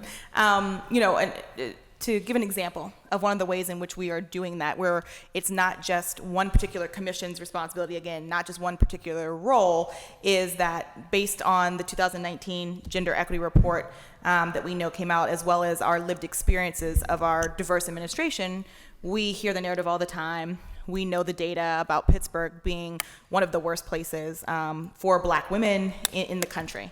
We definitely do not want to have that stigma. We do think that there are some areas where, despite the systemic challenges and barriers that Black women face in the city of Pittsburgh, they are excelling and they are growing. And so we want to figure out what is happening there and how do we take what is happening there and replicate it in areas where we don't see that growth and we don't see that work excelling. And so in May of this year, the mayor's office started convening a roundtable of over 50 Black women. Again, if we are going to talk about equity, we need to talk about centering those who are furthest from it. Again, the reports from numerous groups, also led by Black women, and our lived experiences tell us that that is Black women. And so if we are going to talk about that work and centering them, we cannot do that without them. They have to be at the table. They have to be leading and driving that work. And so pulling together such a broad intersectional group of Black women has really helped us look at how we tackle some of these challenges, how we will do those as an administration through the work of our departments, how we will do those through building partnerships with our corporate community, our institutions, our other levels of government, and then also our commissions and our other entities that are supportive of this work in the city of Pittsburgh as well. So again, the idea is to think more about how we get the impact and the outcomes that we want to have, rather than just being set in a particular structure that we may have been used to or may have been the way that we operated, but how we can do that in an innovative way to address the challenges that we are facing and move the needle so that we can see better results. So I'm supportive, and I was grateful to the mayor to meeting with the Gender Equity Commissioners earlier this year and kind of talking about and making a commitment to the Gender Equity Commission to integrating the power of his entire office and centering that work of equity in all of city functions. So, and I'm supportive here, and I just wanted to give you a chance to address that, because we had heard some public comment that was concerning, but we're really excited to see and work together as the council representative on the Gender Equity Commission. I'm completely supportive of this change in the mayor's office budget. So, and I'm confident that we're going to make great progress working together. We certainly appreciate your support. Yeah, Thank you very much. absolutely. That's all I have, Madam Chair. Thank you, Councilman. And Councilwoman Strasburger? Thank you, Madam Chair. Thank you all for the work that you do and for being here today. I want to applaud you for putting together a budget that is reflective of the vision that you've been articulating throughout the year since your time in office, and that's not an easy task. It's a puzzle. It's very complex, and you've succeeded in doing so, in a budget that's reflective of your values as a mayor and your team. I want to go back to the favorite topic of the day, communications. So the only other question I had here was, as you mentioned, just as an example, OCHS moving into public safety could potentially, no guarantee, potentially be a stepping stone to its being its own bureau, right? Could you see ever the communications currently as proposed within the office of the mayor eventually becoming its own department? Could this be a stepping stone to that? I think we'd certainly be open to exploring that or discussing that further with council. I think that, frankly, that's an area I think we've discussed more fulsomely as it relates to the neighborhood services component of this, but they're related topics. So I don't want to get ahead of our conversations, but I think we'd be very open to exploring that. Yes. Deputy Mayor said what I was going to say, that we wouldn't certainly take it off the table. We do want to make sure that we do change in incremental, I guess I should say, steps to be able to, as the mayor talked about a little bit earlier, like, we've got to try this out and we've got to see how this works. And as it continues to grow, we could certainly see the need to do that and would consider it in the future, certainly. I think that's an excellent question. I think that, as you heard Felicity said, but we have to take incremental steps. And I think just doing this first, looking at the pros of what we've done, the cons of what we've done, how we've been able to implement, to change some things, improvise on some direction, will give us direction on whether it should become its own department. But if we don't start somewhere so that we can look and find out how we can fine tune it to get there, then we can't get there. So in order to get there, we have to take this first step. And in taking this first step, it'll begin to define itself. I do want to say one thing too. Again, the idea of why we consolidated the Office of Equity, the Office of Immigrant and Refugee Affairs, again, was also how we maximize our resources, right? So not needing to have, again, separate allocations for supplies for each one of those, right? Because then you have to find more money that allocates to support some of those areas. So what are the ways that we can consolidate and maximize our resources? It was really a lot of the thinking that went into how we look at this. And so I think that's also an important point that I wanted to make here as well, as we think about that. And as the mayor said, we want to learn as we try new things and move the city forward. Understood. That makes sense. I appreciate that answer. And when it comes to, the integration of communications, neighborhood services, mayor's office, right, in public meetings, I've seen that in action, right? I've seen how effective that is. I thought it was incredibly well run. The very first meeting you had regarding the intersection near the Fern Hollow Bridge, right? Great, well run meeting. And people seem to be very receptive to the way it was run.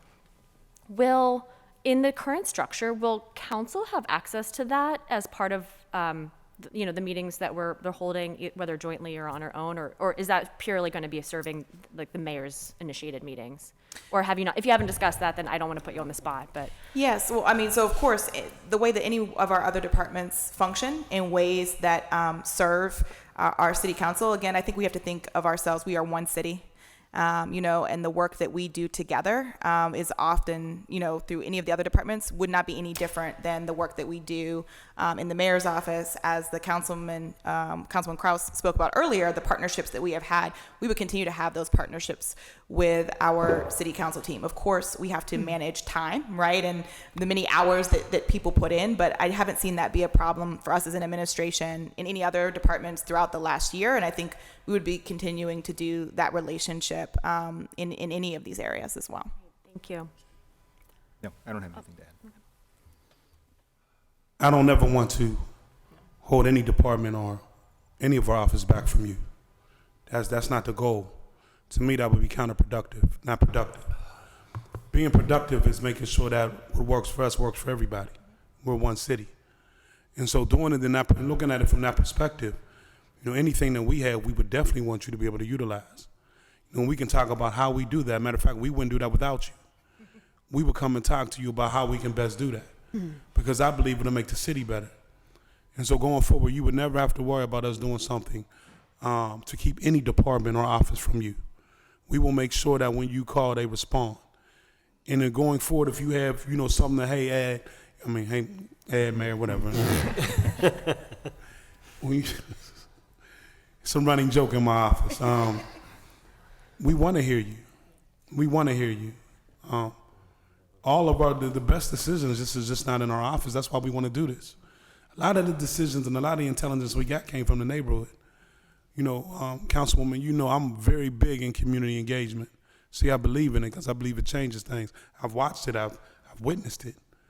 So every tool that we got that can help us change this city, I want to utilize. Moving on, what do you see for the role? Well, first of all, thank you for moving the ADA coordinator out of city planning and into this new office. How do you see that position working in the new office or in its new position? And how do you think they'll be integrated into every department to ensure that, from the forum that you hosted, that you heard from the public on, will be, the most accessible city possible? So I think the ADA coordinator change, where we have moved that position into the mayor's office, is a perfect example of what you see us doing as well with neighborhood services, communications, and in a number of areas. Because of the position in which the mayor's office sits, elevating that role into the mayor's office will give that individual greater access to the other departments and to the work that we do every day as a mayor's office team. And so that job description is still in development. We are thinking through what are ways that we can improve that role. We have received feedback from the City County Task Force on Disabilities, working with them on ways that we can do that as well. And so we look forward to reimagining that role, and this being, again, a first step. Right. Once we also complete the ADA study, there's also budgeted for in the upcoming year that would help inform us even more about what are the staffing needs that we need to help make our city more accessible. And so this is an initial step. we're rethinking that position and that job description as well to make sure that it is elevating and better serving and working with each of our departments from the mayor's office, and look forward to continuing that partnership with the folks that we've been engaging thus far. And just, I think, to add to that, the co-location of the ADA coordinator and the compliance coordinator was intentional as well, because some of the other civil rights type or labor rights type legislation that council has enacted over the past 20 years, paid sick days, living wage ordinance, things of that nature, where we're hoping to have a central place in which to manage those enforcement activities. Right? Those most acutely, or in many cases, most acutely affect members of the disability community, right? And so having a working relationship, a team between the ADA coordinator and the coordinator of our enforcement of other regulatory powers that council has extended to the administration over the years, and to locate that in one place where there's synergy and kind of a co-benefit to one team working on that was important to the decision as well. And you know what is important to us is that we're not telling them what's best for them, but we're listening to them and incorporating what they believe is best into the plan so that we can better serve them. You know, one of our core principles is serve the people. And so, you know, we've been in government for a while now, and one of the common themes is that we tell people what is good for them. That's what we do, and it's failed because we didn't listen to the ones that have more wisdom in us that can tell us exactly what they need so that we can better serve them. And so working with the group is going to give us that opportunity, and then they don't feel left out.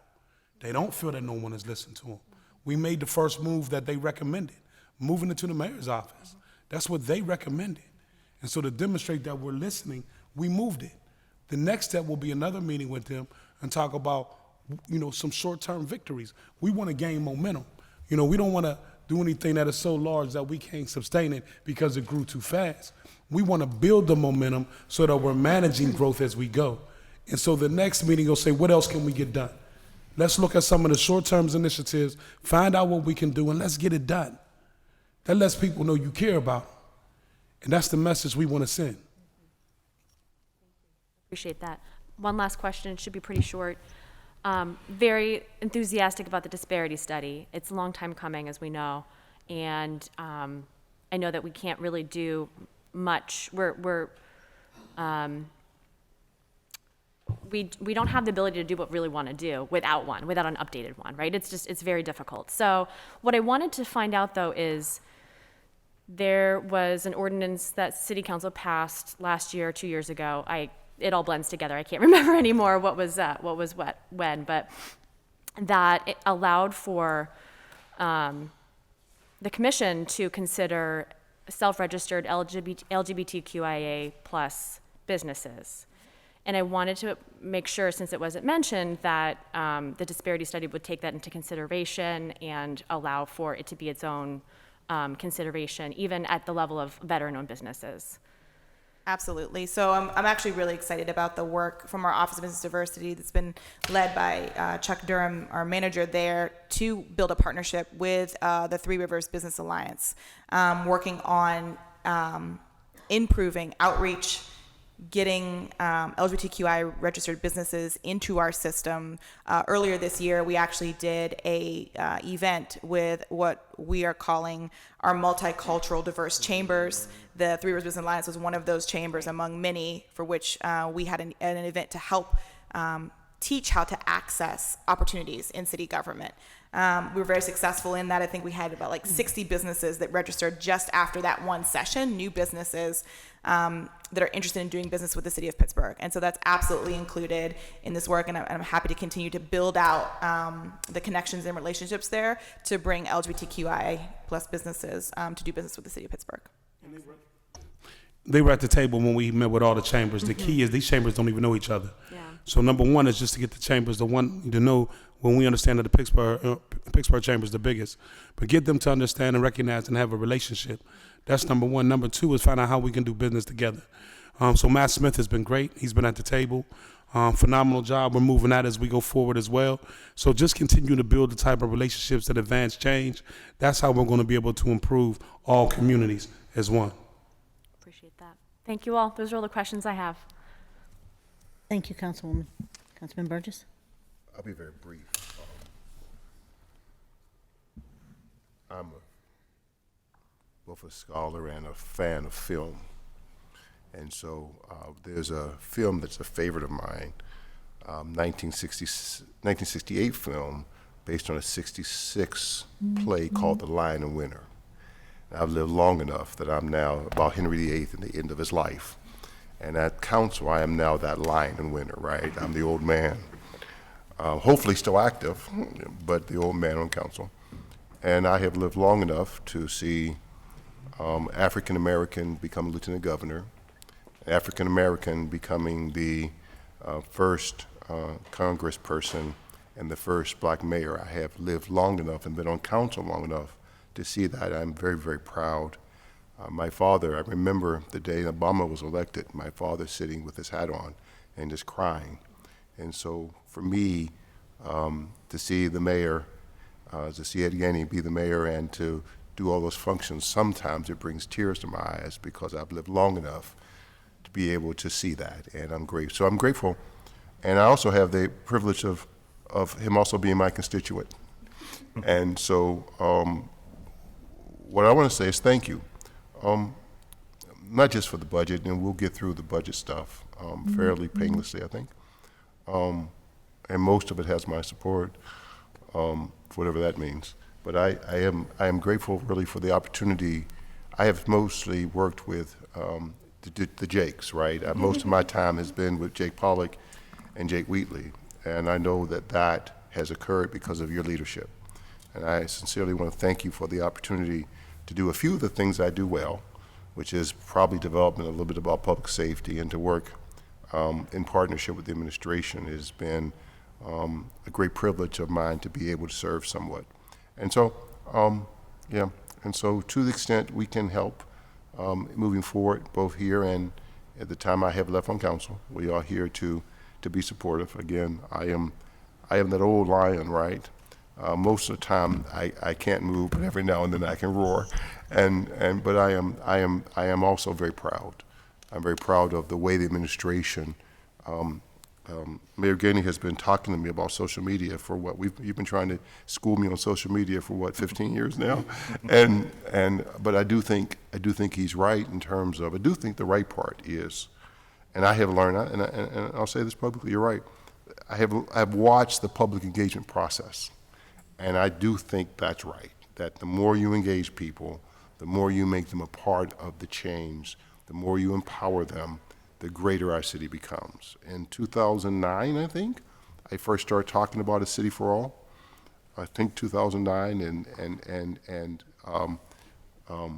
I have now I have seen that become more of a reality under this administration than all the years we've talked about that. And I want to say congratulations and thank you for your work. And we're here, council as a whole, I think, we're all here to help you and to work with you. And it is my personal mission while I'm on council. It is my personal mission. I think I've told you that privately. It's for me a calling. I believe it's really important that the first African mayor of our city is successful, and in a great transformational way. And it is part of my responsibility as the old lion, the old preacher, old pastor in the house, to do whatever he can to ensure that success. So we pray for you every night, and your family, your wife, and the children, of course. And we're thankful for the opportunity to partner with you, but we're also very excited by what the budget means for the future of our city in seeing the new positions become a reality. President Smith. Wow, okay. Well, we agree on First, something. let me just say thank you. I appreciate that, Rick. Councilman Burgess. I appreciate that. Thank you. Thank you, thank you. No, we agree, you're old.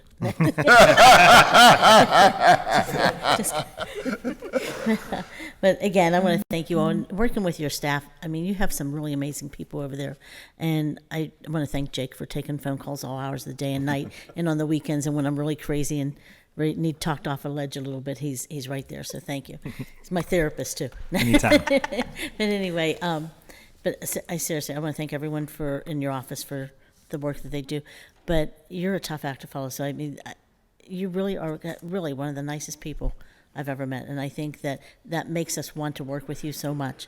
But I want to say, I'm still going to say we have some concerns about the Cable Bureau, and we'll work through those things. And I think we have been mentioning that maybe a Department of Communications is what's needed instead of just doing it this way. So I think those are some things, but I'm not going to talk about those because everyone's already talked about all that. But I do want to talk a little bit about the public safety training facility and what your vision is for public safety, the department as a whole, and that facility and the training facility as we move forward. And I know we have the public safety hearing, is that Thursday? Madam President. Thursday, but I just want to get a little synopsis from you directly of what you'd like to see. And you can have anyone answer it. I'll lead off on the facility to follow up on some of our recent conversations at the table as we've adjusted some of the funding there. I think as we discussed when this was last before council as a capital budget amendment, I will reiterate the administration's commitment to funding and constructing a new training facility for our public safety personnel. It's sorely needed, both given the condition of the current facilities, but also in some ways, perhaps more importantly, the physical location of some of those training assets, which are in the Negley Run floodplain, which is slated for stormwater management. So there's no question that those public safety training facilities need replaced, relocated, and upgraded. Presently, the plan is and continues to be to relocate them to the VA site up the hill from that precise location, as was the intention when the city took possession of that land from the federal government. But as was discussed at the table in our last meeting, I think the first thing that we need to do is come to a clearer picture, which the Department of Public Works, as the leader on city facilities work, is already has underway but is not completed. There was a very, very large, all-encompassing plan for a total relocation of a wide array of public safety facilities, not just related to training, but also aspects of public safety administration that needs to be revisited. I used the example in that hearing of the inclusion in that proposal of a sort of state-of-the-art emergency operations center. We now conduct all of those meetings completely virtually on Teams because that technology has developed in the time since the proposal was generated, and it actually improves our public safety response. No one has to, in the middle of a snowstorm or major weather event or civil disruption, has to travel all the way across town from where they might be in their office or at their home to one central facility to meet. We can all get online immediately in a secure way to have those conversations. So a facility like that was included in the original proposal is not necessary anymore, right? So updating that and then ascertaining from that, what the scope of what we need to do is critical, and we've begun that work. To that end, there are likely less expensive ways than the very high price of that proposal to achieve these objectives effectively on that site or elsewhere in the city. If that, once we know what we need to construct, is once we have that picture of sort of what we need to build, then we can make those decisions, and we'll be working on that in the next year to 18 months to come back to council with financial proposals for how to do that. So I will further add, just to for the sake of the record, recap something in our prior meeting. Due largely to COVID and other delays, the funding that was previously in the budget for this purpose had gone, if you will, stale. It was slated for controllers close next year. There was no circumstance in which we were going to expend it before that occurred. So moving those funds to support other urgent needs is in no way an indication of a lack of commitment to this work, but rather just basic sort of accounting, fiscal management. But we're still very much committed to doing this. Mayor. Councilwoman, I know that means, Council President, I apologize. I know that means a lot to you right now, that right there. So as we continue to go down this road, we'll keep you abreast of what's going on. You have my word on that, because you've mentioned this to me before. Yeah. So we will make sure that we keep you updated on everything that we're doing. But as you heard the deputy mayor said, we're still working through some things. But when everything is together, we'll definitely let you know. Thank you. Thank you so much. I do want to just say that it was something that I put in the budget, but it was to Act 47, I'm sorry. But it was something suggested to me by our former chief, Nate Harper. And so I wanted to give him credit because he really was thinking ahead on what this could mean for the city. He and I think Daryl Jones attended, and myself, we all did some tours. And one of the places it was supposed to be was in the West End, and it's not. So I'm going to keep plugging away for now. We have East Carnegie with a large vacant parcel down there. I just want to make sure I mention that. And so I just want to make sure that that's on your mind. And plus, we're getting a lot of questions about it. So I want to make sure that the public knows. I'm going to give you a chance to say to the public, you are committed to it. And you know, before you got elected, we heard a lot about how you were not supportive of police. And every meeting I've been to, you've said thank you to the police or thank you to public safety and have done some stuff. So I just wanted to give you a chance to talk about it a little bit. Yeah, when we first came in, the first thing we did, we went around to every zone in the city of Pittsburgh and talked to the police to discover what it is that they need, so that we could be more competitive in the area and that we can demonstrate that we want to build relationships. You know, the reality is, Council President, going around, when we started going around, the overall thing was that, you know, we've never had a mayor come out here and talk to us. And that was kind of alarming to me because I was supposed to be the one that didn't want police, but we do want police. And we've been clear on that. And we've invested in it and we've worked with them. And the first thing we did to improve morale was, you've never heard me on any media outlet say anything negative about our police force. What I've said is all positive things, to uplift them and know that we're in a relationship together and that we're going to work together. And I'll be honest, they've been great. They've been great. They've been working diligently. You know, if I just talk about the south side or the north side, their work that they've done over there is amazing. And they've done it and they're not even, you know, fully staffed. And so their ability to be able to adjust, you know, I don't have nothing but praise for the Pittsburgh Bureau of Police. They've done a phenomenal job. Thank you. I wanted to make sure you had a chance to talk about that a little bit. But in speaking on the same subject, I like the idea of the trauma response team. It's been something Councilman Lavelle and I talked about it years ago. And so I'm really thrilled to hear that that's happening. But I also think we should have some kind of, and actually it was the nighttime economy manager mentioned, you and I talked before briefly, Jake, about, Director Pollock, about a mediation team in general. But one of the things she brought up yesterday, Allison Harding, was the maybe mediation for disruptive properties too, so that we have somebody in there to do some. And I think that sounds like a great idea. So I just hope that that's something we keep in mind.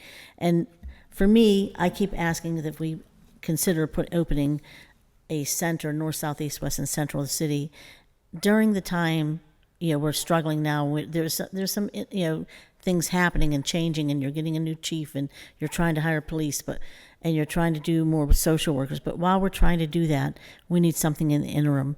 And for me, I just keep seeing a lot of kids on the streets, and I'm thinking, why can't we open someplace north, south, east, west, central that's open 24 hours a day, and then we have a curfew in place, and the police have someplace to take the kids that's not punitive, but is actually helpful.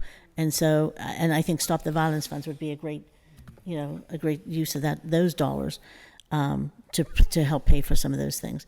And so I just want you to, maybe have some more conversations about that with you, and see if there's any place in this budget for any of that. Other than that, I think we've talked a lot about the homelessness, which has been a huge issue in the city. And I know that we're waiting for some agreements to be signed. And I'm just wondering, is there an end date, where you see that, okay, that maybe this is not going to happen, and or that we're not going to sign an agreement, or it's going to be so long, it's taking so long, that maybe we have to have a plan B? Are you referring to the AHN agreement, Council Yes. President? Yeah. I don't think we're anywhere close to that stage at this point. Okay. As you can imagine, the negotiations between a city government law department and the law department of a major healthcare institution with teams of lawyers on both ends are not the most rapid things in the world, but the delay is not a sign of any impasse on the terms and just the time it takes. I'm to looking get at that our done. solicitor, but Right. So no, there's no, and I don't say that to disparage you. That's kind of how it goes. In the meantime, other funds that have other federal relief funds besides ARPA, I'm going to forget whether it's CARES Act or ERAP, but you get the point, have allowed us to continue the partnership and keep the service active throughout this year as we've finalized the terms of that agreement. So there's no risk of any interruption in the service level we have now, and we remain fully, committed to and optimistic about getting the agreement done soon, such that expansion can occur. But we're not stuck on any important deal terms. It just takes some time to work its way through the process. Okay. And then the education position, I hear us, wanting to have this relationship with PPS. I have a great relationship with them. I, work there. I love the kids, and the families that I've worked with. But I also been reminded repeatedly since I've been here that most of our kids in the city are not even attending Pittsburgh Public Schools now. I think it's like down to 22,000 students or something like that. And we have 44,000. It was the last I checked, and maybe Controller Lamb can address that when he comes up. But my concern would just be, or my comments would be, to make sure that we're including, all students, no matter where they live, children in the city of Pittsburgh, that we're servicing all of them and doing things to make sure that all kids are being helped. I know a lot of our kids get bused from Pittsburgh Public Schools to like Christian schools and charter schools in different places. I just want to make sure. Councilwoman, I wanted to, or Madam President, wanted to respond Teresa. to that just a little bit because I think you're right about in terms of centering one group of folks, so centering PPS and working with them to help better align city resources is really about a concentration of youth, particularly youth that are a target demographic for us, right? But the partnerships and relationships that we see there, for example, I started to think about our out-of-school activities and how we can better align our city facilities and rec centers to support some of the things that you were talking about, not in terms of, in terms of places where youth can go. And those are things that we're talking about. How do we activate those better through partnerships? It doesn't have to be the city of Pittsburgh staff doing that, but how can we have partners activate those spaces? In working with PPS to help identify and program that, it would be a benefit to all city of Pittsburgh youth. Okay, good. From those relationships. Good. Thank you. Thank you for that clarity. And just to wrap it up for my questions, we're also joined by Councilman Lavelle. I just want to say that I think it was brought to our attention through the budget, so I want to bring it back to the budget, is that the URAs, it's not funded in a few years. Is that correct? Not that I'm aware of. No. Sorry, as a representative. I'm sorry. Yeah, I'm not sure what you're asking about. Can you just show us? I think there were things. Who? Shushila? No, that's okay. No, it was something your office told me. And that there wasn't funding for steps, but then you clarified that you're anticipating funding for steps, right? Yeah, there's. I apologize. I'm not sure what you're referring to as it relates to the URA. Yeah, we'll find out. Quickly on that one. There are proposals in the capital budget this year that correspond to the ways in which we've historically supported various programs at the URA.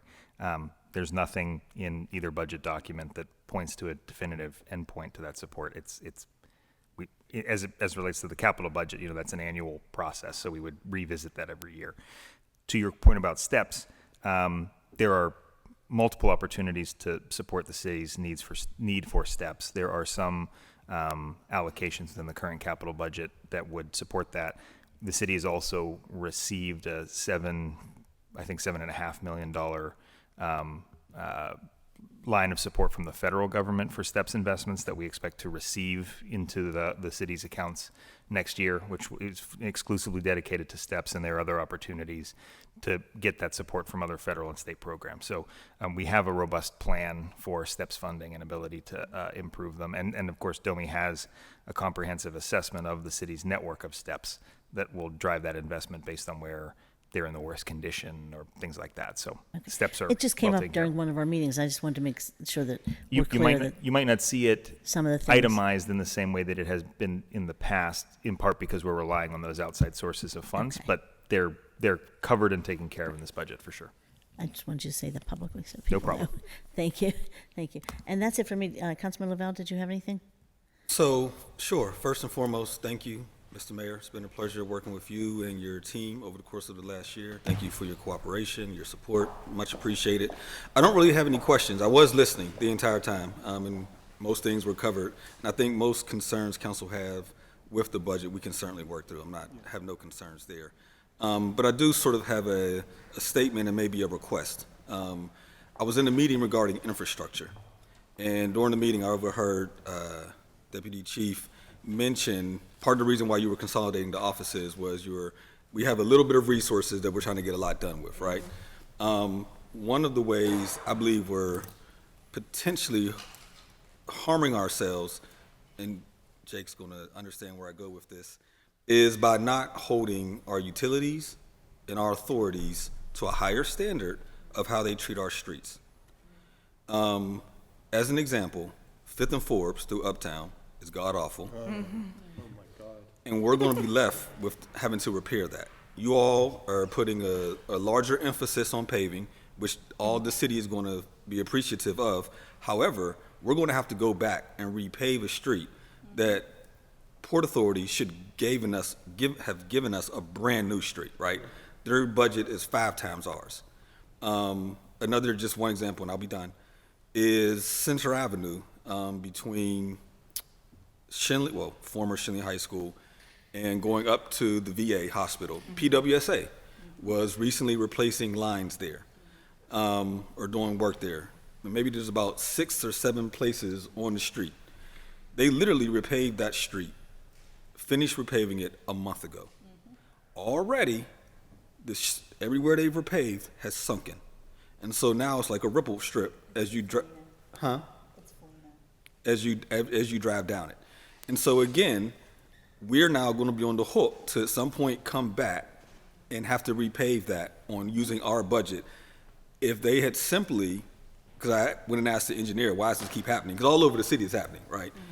What was told to me was they're simply not repairing the subsurface before they pave over it. And so because you haven't strengthened the subsurface, all the areas in which they're paving collapsing. We can see it on Fifth and Forbes, we see it all over the place. And that's strictly because we don't have anyone holding them accountable to our standard of repair. Okay. So that's sort of my statement. So my ask would be, whenever the utilities and the authorities are pulling permits, we have our construction people there on site, at least someone, to make sure they're doing it correctly, or we pull the permit. And we hold them to a higher standard, because otherwise, that's going to come back to hurt our fiscal budget. And then we have to come behind them to do that work. So There are two parts to your question.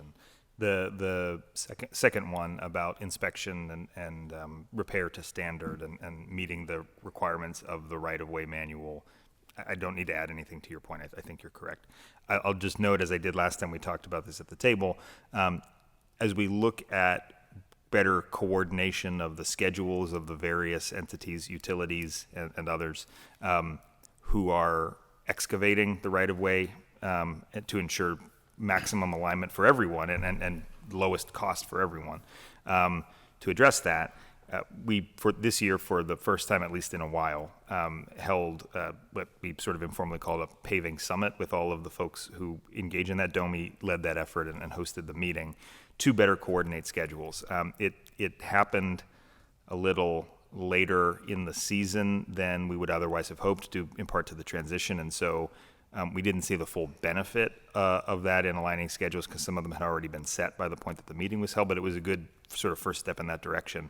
we plan to do it again next year and to do it earlier in the season to get ahead of the finalization of those schedules to avoid some of those conflicts. Ultimately, one of the ways that we all of the entities that are involved in paving need to work together is one kind of common data language for their lists, so that we can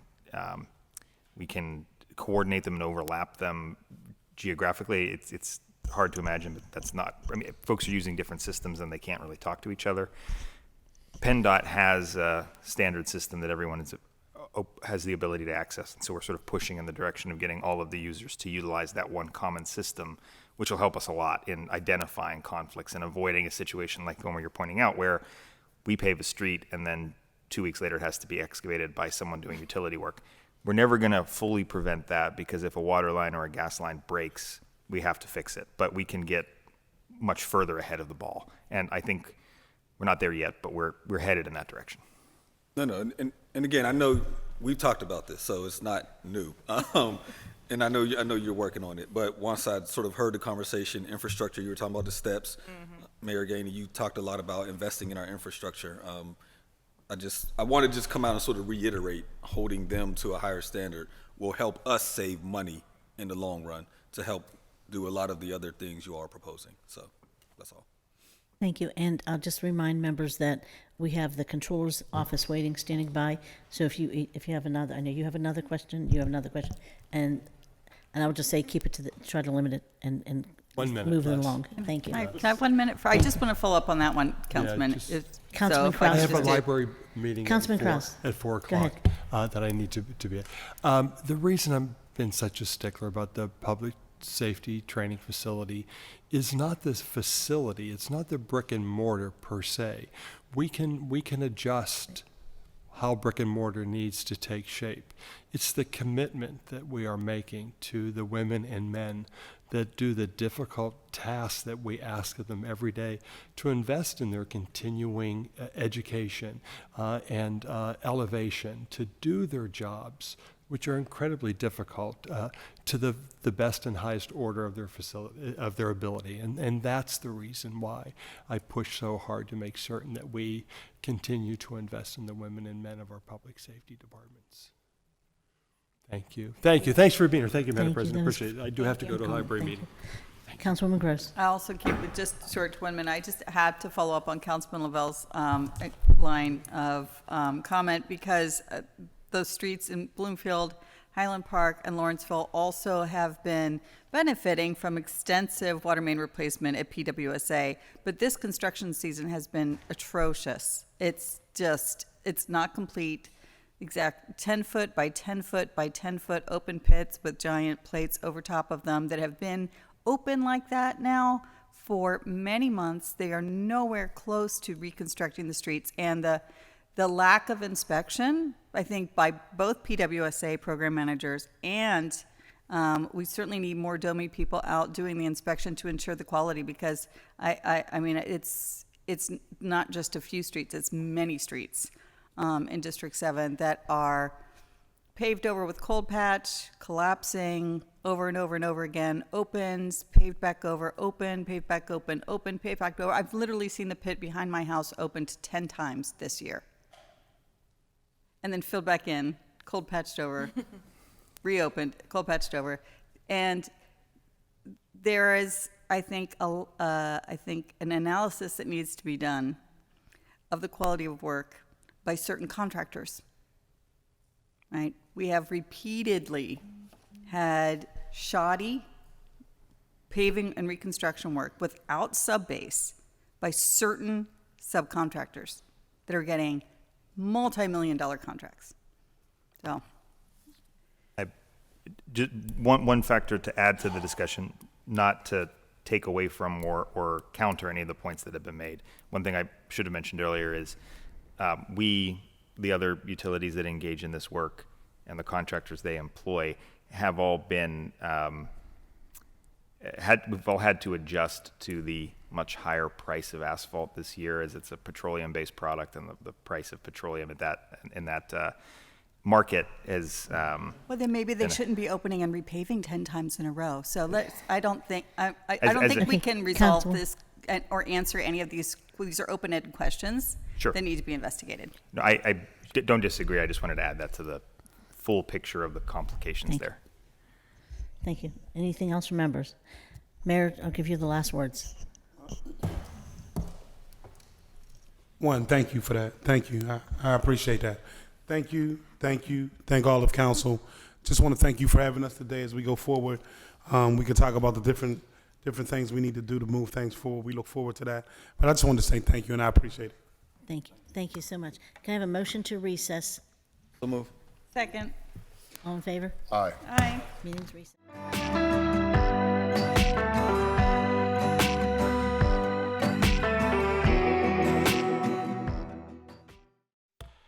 Good afternoon and welcome to the continuation of City Council's 2023 budget hearings. We are now taking up the Office of the City Controller. With that, I'll turn it over to our Budget Director. Thank you. The City Controller is the fiscal watchdog for the citizens of the City of Pittsburgh. It is the job of the Controller to protect city tax dollars from waste, fraud, and abuse. The Controller does this by auditing all city government-related expenditures. The city has a finance department and treasurer who collect and audit all city revenues. The Controller also conducts audits of all city departments and city authorities such as the Urban Redevelopment Authority, Pittsburgh Parking Authority, Pittsburgh Water and Sewer Authority, and the Pittsburgh Housing Authority. Through audits of city departments and authorities, the Controller makes recommendations on how to make those departments more effective, efficient, and how to better spend city tax dollars. A quick overview, the Office of the City Controller includes the following core services: accounting, accounts payable, performance audit, fiscal audit, and engineering. And a quick summary of the positions: they have 60 full-time employees, and the 2023 budget includes 3 new full-time employees, including an additional controller's clerk, an additional performance audit manager, and the addition of an assistant fiscal audit manager. Thank you. With that, I'll turn it over to our Controller, Mr. Lamb. Thank you very much. I appreciate the opportunity. Oh, sorry. Thank you very much. I appreciate the opportunity to speak to you today. I'll just go a little bit over some of the things we did this year, and we can talk about the budget. We were, at the request actually of Councilwoman Smith, Council President Smith, we were in the Department of Finance doing a audit of real estate tax processing earlier in the year. We were at the Pittsburgh Bureau of Police, which was the first audit we did in coordination with the Civilian Police Review Board. We were in the Department of Mobility and Infrastructure, and we were at the Department of Public Safety looking at the school crossing guards. We were also did an audit of the Secondary Employment Trust Fund. For police, we were looked at the 3 taxing body trust fund. We obviously are continuing to audit the ARPA trust fund, and did a follow-up of the Special Events Trust Fund that we did a few years ago. And I'll talk a little bit about the ARPA in a few minutes, because I think there's some concern about ARPA that we should talk about. We also did a special report on tax-exempt properties that we did jointly with the County Controller's Office, and we, working with Councilman Wilson and the Mayor's Office, we are about to finalize an audit of the service worker prevailing wage and make recommendations on how that should be enforced and how we handle notification in the future. Our accounts payable section continued to do the daily work of our office in processing all of our payments and printing our checks. We also print not just the checks for our vendors and paying the city bills, but we also process on a monthly basis all of the pension checks and the Medicare B payments to our retirees. And this year we've executed about 400 contracts. And thankfully, and probably because of the pandemic, we are now doing that in a paperless fashion for 99% of the contracts that we do, which is a great service and a great improvement for our office and for the other offices and departments around the city. Our accounting group, again, produced the comprehensive annual financial report on a timely basis. They continue to maintain 16 bank accounts of the city, doing the reconciliations on those on a monthly basis, and all the work around that. Looking at 110 segregated funds, looking at credit card debits at PLI, looking at monthly reports and doing all the reconciliation around payroll. So they've been busy, but continue to do great work. And then in general, we produced the annual popular report again this year. We maintained our websites, Fiscal Focus and Open Book, which we had a major upgrade that we're continuing on right now. We digitized all the campaign finance reports this year. Maintained, of course, the city's lobbyist disclosure database, and I do chair the Reinvestment Review Committee under the local banking ordinance, and this is the biennial year where we'll be reviewing banks again, and we meet next week. So we'll be doing that on December 6th. I did want to tell you that one of the things that we did this year was we created a website as part of our Fiscal Focus website looking at ARPA so that people can follow ARPA in real dollars. And the concern that I wanted to talk to you about that is we're not spending ARPA dollars. And I'm worried that we're not going to spend them fast enough. It's hard to imagine that spending money would be hard, but it's hard, and it takes capacity. And so we have a large chunk of money that is going to go to the URA. We have a large chunk of money that's to go to the PWSA, but it hasn't yet. And so I'm concerned. We have until the end of 2024. We're coming up on 2023 right now. So it's not a lot of time to spend $214 million that are sitting in a bank account right now. So I just wanted to alert you to that, and I did just today.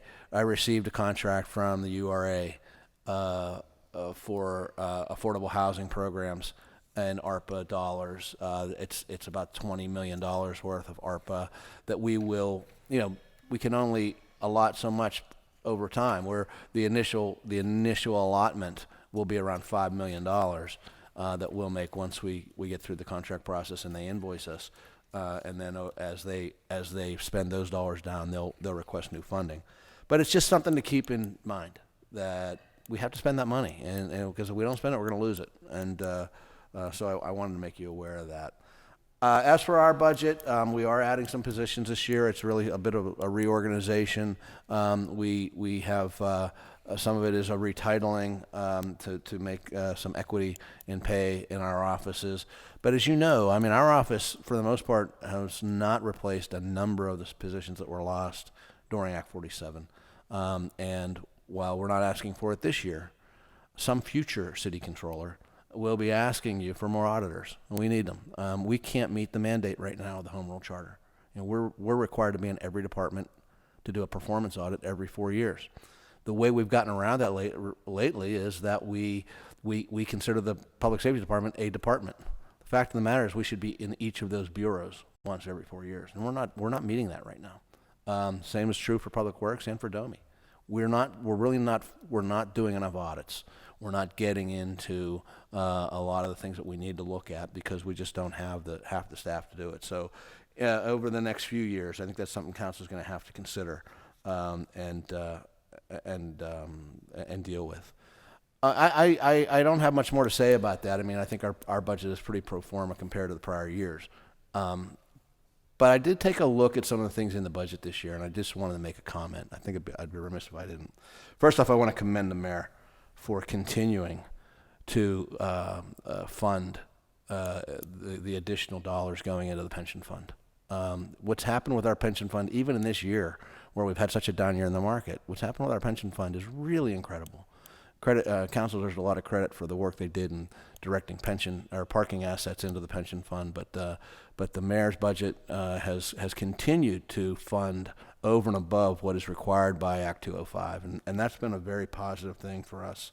I was also glad to see that they are renewing the funding this year to the OPEB trust fund, which we didn't fund last year. So $2 million going into the OPEB trust fund so that in those years when we really peak out our retiree health care costs, we're going to have money in place to cover those increases. So that's good news. The only other thing I'm going to talk about today, because I looked at this and I saw what the Parks Conservancy had to say about the parks funding. And I agree with them and I disagree with them. I do not agree that our budget should have an allocation in it for the Pittsburgh Parks Conservancy. I do agree with their point, though. I didn't support the parks tax, and I don't know how many people on council did. I know that you didn't, but I didn't support it, and I wasn't for it. I thought there were a lot of problems with it. One of them being that the question was overly vague about what it was going to be used for, and that's why we get to the problem that we have today. Because now we're using the parks tax to buy a loader for the Public Works Department and to buy other equipment and to fix the cooling at the Shenley Ice Rink. I can tell you that that's probably within the bounds of the law as it's written, but that's clearly not within the intent of what was passed when we passed that question. Every event I went to about that tax, the speech that was given and the thing that people were behind was that this was new money for new projects, whether they were in the playgrounds primarily or some of the bigger parks, not necessarily the rad parks, but some of the bigger parks and some of the playgrounds around the city. It was new money for new projects. And to suggest that what's being, I just think what they've suggested in the capital budget on this is completely outside the intent of what the people of this city voted for when they voted to pass this tax. So I would hope you would take a closer look at that and see that spending. I think we need to rein it in, but I'll hold my comments and let you ask me questions about our budget or anything else you want to ask me. You want to tell us who you're with? I'm sorry, I should have done that first. I'm joined today by Deputy Controller Rachel Heisler, who has done a fantastic job. You know, Rachel was hired during the pandemic, and so for the first several months that she worked there, we were all remote. So it was a long time before she actually got to meet the people that she works with, and she's done a fantastic job in keeping us on track down in the controller's office. So, Thank you, Control. Thank you, Madam President. Thank you, Mr. Chair.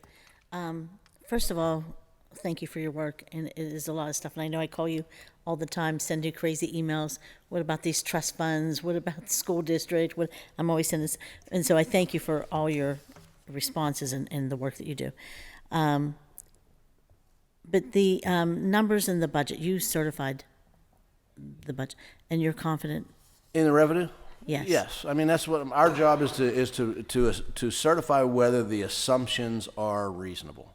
And I think they are. Now, we don't do it line item by line item, right? What I've said is maybe I have a disagreement with a line item or two, which I have in the past, but overall have certified. I remember last year, I raised the real issue about the parking tax revenues last year because I thought they were completely off, which they proved to be.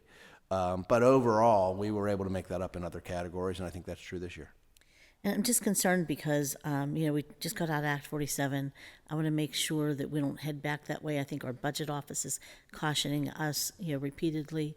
And so, and we have an amazing chairperson, finance chair. So thank you, Councilman Lavelle. But we're all being really mindful of the dollars. And we want to make sure that, that what we're voting on is not going to put us in a bad situation down the road. So the letter that I sent to Councilman Lavelle certifying the revenues this year raised a few issues that we have concerns about. One, obviously, is the property tax, because there's a court case going on right now that could fundamentally change revenues with respect to property taxes. The budget that you are deliberating over does not take that into consideration, right? We assume that the property taxes are going to stay on course as they are.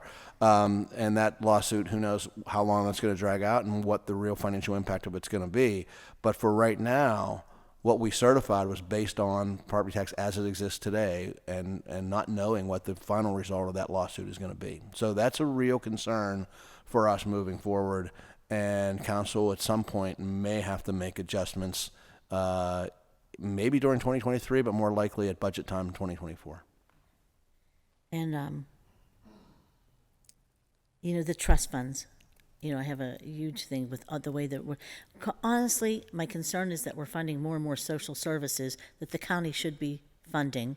And I think it's important who we have, coming up. I'll be honest, and I know you made an announcement, but I'm saying who we have coming up and what the city of Pittsburgh means to them and how they're going to make sure the city of Pittsburgh is receiving their fair share of tax dollars. in terms of services from the county. And so for me, I feel like we're funding the Stop the Violence stuff. We're funding food programs. We're funding, mental health, experts, because we're not receiving this, and there is such a desperate need in our city. And so to me, I'm curious if you've looked at how much we're spending that really should be paid for by the county. And if you could look at that. Yeah, we could do Because- that. I mean, we haven't thought of it in those terms. It's interesting you raise it, though, because I actually sat in on the town hall of the county's Department of Human Services this year. It was in August. And with all the issues that we have right now with addiction, with homelessness, with hunger, almost the entirety of that meeting was about the rent rebate program, because that's right when it was about to end. So we really never got to these issues. And so it makes you wonder, where's the focus, and what are the dollars that should be coming into the city through that department. So yeah, I think it's a good thing for us to take a look at. I think so too. And I want to be honest, Rich Fitzgerald's been nothing but good to me and to our side of town. So, but my concern is overall with the city of Pittsburgh services we're receiving, and what, the needs are so tremendous. I mean, they really are tremendous. And I feel like if we don't do them, the city's going to further, be affected in a negative way. Crime increasing and overdoses and other things, hunger. I mean, just the things and the failures of our school. Kids failing in school because they're hungry. Just all the connections. Yep. And so I'm just afraid that if we don't do them, we're in a bad situation. But I'm afraid we're doing them, and it's going to jeopardize the things that we actually are here to do, like paving streets and fixing sidewalks, cutting trees. Basic maintenance. And that's what's also important to our residents. But they also want to feel safe. So I'm just curious about those. And the trust funds in general, I feel like we're also, and we talked about this a little bit in our budget office and with our solicitor, concerned about the council, and handing or distributing grant money, a lot. And it's happening more and more frequently. So, and some of it I advocated for with the ARPA funds, but I want to put it in context. When I was advocating for it, I was advocating for the organizations like the athletic associations that serve almost 10,000 kids in the city, who kept kids off the street during COVID. And I was advocating, and you were there, Councilman Lavelle, for ARPA funds to be used, one time to say thank you to them and to the hunger groups, one time. And that's it. I don't think we should be in this business of distributing dollars, all the time. And so and then we talked about the trust fund. So how many trust funds do we have total? It changes, but at this point it's 87, and then 14. 14 have been created. 14 created since 2020. So we did. When I first got into office, I don't know if you Can I remember. ask a question? Are there special revenue funds or trust funds? Those are trust funds. Okay. Yeah. So when I first got into office, Marty Ellikin was the city's chief accounting officer in our office. And he came to me, he says, we have too many trust funds. We can't audit all these funds. He goes, and most of them, nothing happens with them, And so we went through, we worked with Bill Urbanek, and we worked with others to try to eliminate a lot, and we did. And so we had well over 100 trust funds then, and then we were down to probably close to 50, and now here we are growing them again. And, segregating those dollars doesn't always make sense, when you can do it right through the operating fund, particularly some of the things that you're talking about doing. So we are big advocates for limiting the use of trust funds. We know there are cases where they have to be. We know there's, when there are commingled grant funds that come in and you want to segregate that funding, we get that. And obviously the long-standing trust funds, the Frick Park Trust, the Frick Trust Fund, and some of these, they have to exist that way. But we really overuse trust funds in this city, and we've got to get back to getting rid of so many, because it's we're required by the charter to audit them all every 2 years, whether they're used or not. And granted, when they're not used, it's not that big of an audit, but it still has to be done. And it creates a lot of work unnecessarily. Yeah. And so I do want to say that our budget office, Rhea Price, Director McDevitt, and Rachel are going to work, and I think the mayor's office too, Jake Paul, they're all going to work together on seeing what they can do to reduce some of those. So I do want the public to know that we are in that process, but we're in the middle of the budget season right now, so break them after that. Yep, right. And then when we do have the streets paved, when you heard the conversation about street paving, do you do audits of the performance audits of the? We have. We've done street maintenance audits. We are pretty much auditing our role there. So we're auditing, we're auditing the city asphalt division. We're not so much auditing the contractors who are doing the work as we are auditing our folks and making sure they're doing what they need. We have made recommendations on best practices with asphalt, best practices with filling potholes. We've done that in the audits that we've done over the years. So we have done those audits. In fact, we did the one, if you remember, we did the one about snow removal where we found a bunch of streets weren't even on the map to get removed. Those kind of things. So. Oh, that's good to know. Yeah. And then I just want to bring up real quickly, you brought up the parking tax and the pension. And I just want to say, we were able to say, but that was Councilwoman Darlene Harris who helped do that. It was. And yet she retired here without a pension. Yeah. I'm sorry, that's wrong. It's bothering me so much. It's a horrible inequity. It really is. Because now we've restored the offset, and she didn't get to take advantage of it. Yeah, right. And the only reason we were able to restore the offset was because of what we did in 2010 in directing parking revenues to the pension fund, and which really is what turned the pension fund around.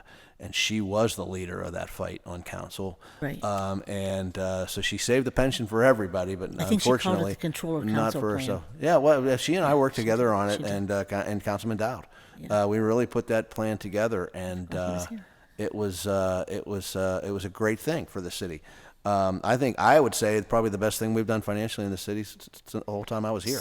So I'm going to say, I hope that you, John in the pension office, our solicitor, our budget office, maybe our city solicitor, can all maybe try to sit down together and figure out if there's a way. I think there's a very small population of people that we're talking about who should have qualified for the offset that didn't get it, and we should try to right that wrong. Yeah, that's what I'm saying. If we can do it financially, I think we should. I agree. And I think that's it. But other than the park tax, when you talked about the Pittsburgh Parks Conservancy, I was not supportive of the park tax initially, but when the public voted for it, then I felt like we had no choice.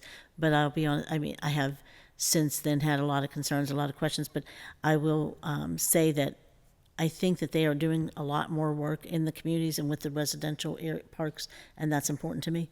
And I think that they'll be part of doing some of these projects, but I wasn't sure about the actual putting them in the budget. I totally agree with that, because to me the budget, the capital budget, should be projects, right, not vendors, not you know what I mean. So the allocation should be to a specific project, and absolutely we should be working with the Parks Conservancy on some of those projects because they can bring resources to the table that we wouldn't otherwise have.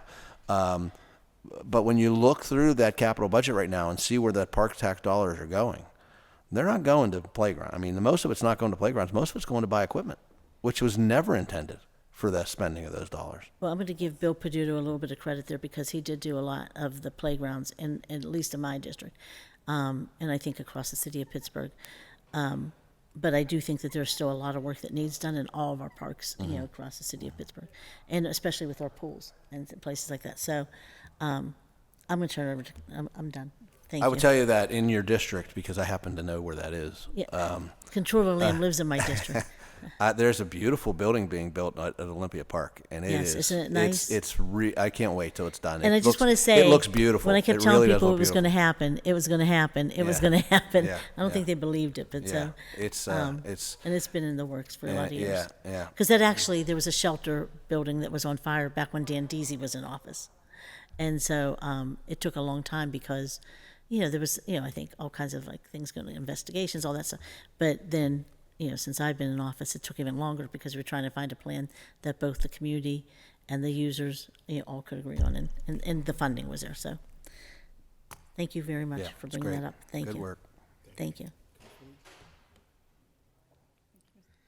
Here I am. Thank you, Mr. Chair.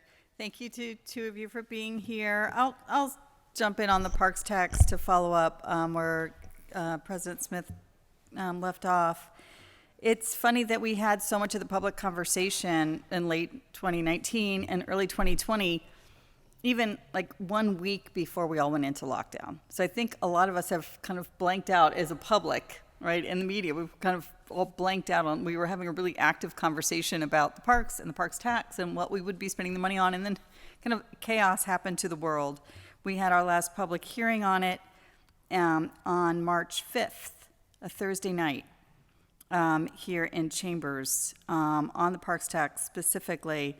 And right before it, we got called into an emergency meeting in the mayor's office, and the public safety director said, hey, there's a virus that started in China, and it's coming our way, and we don't know what's going to happen. And it was a week later, Thursday, March 12th, we left and we didn't come back.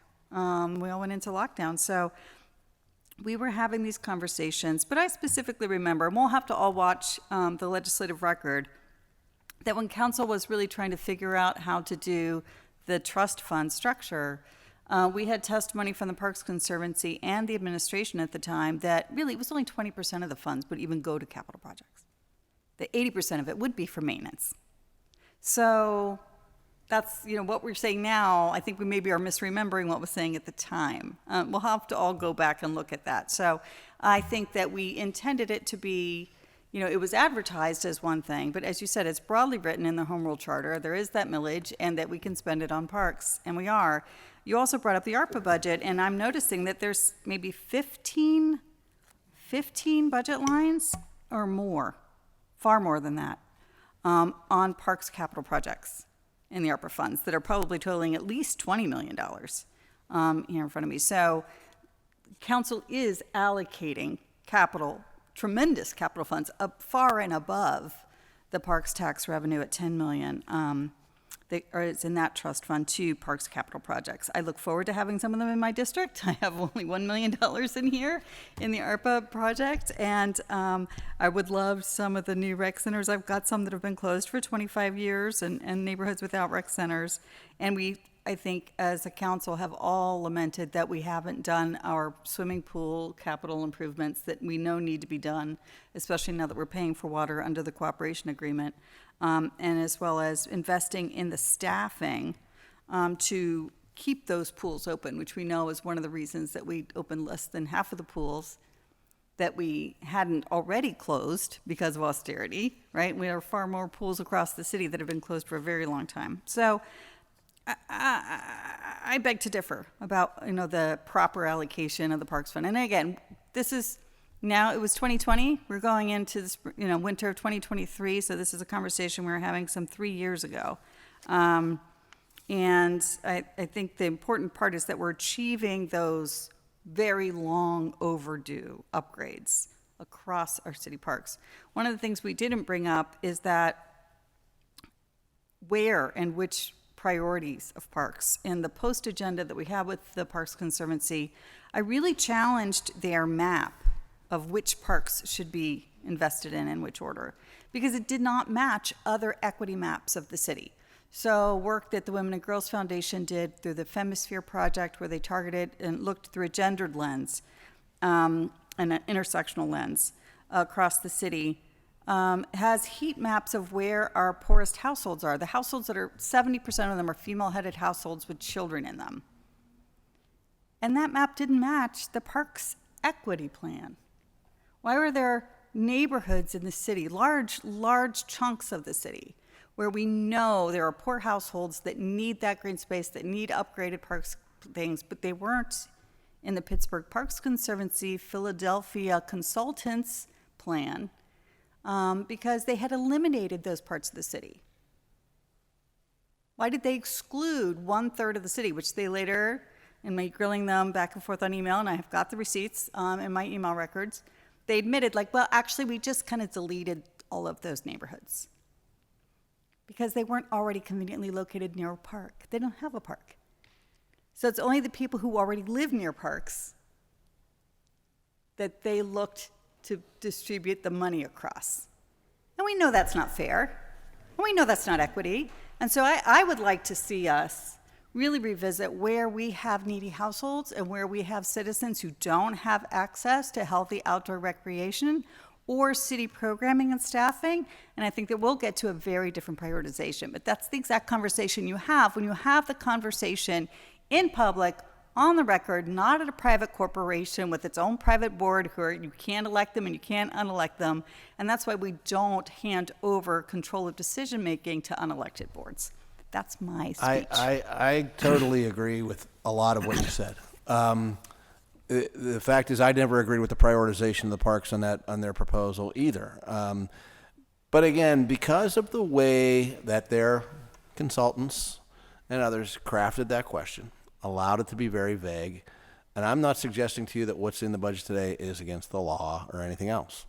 What I'm telling you is that once it was passed and the administration got a hold of it, they started talking about using that money to fund positions in the budget, maintenance, and that's fine. But I'm telling you, when you go back to the community meetings before the vote, the message of those meetings was very clear.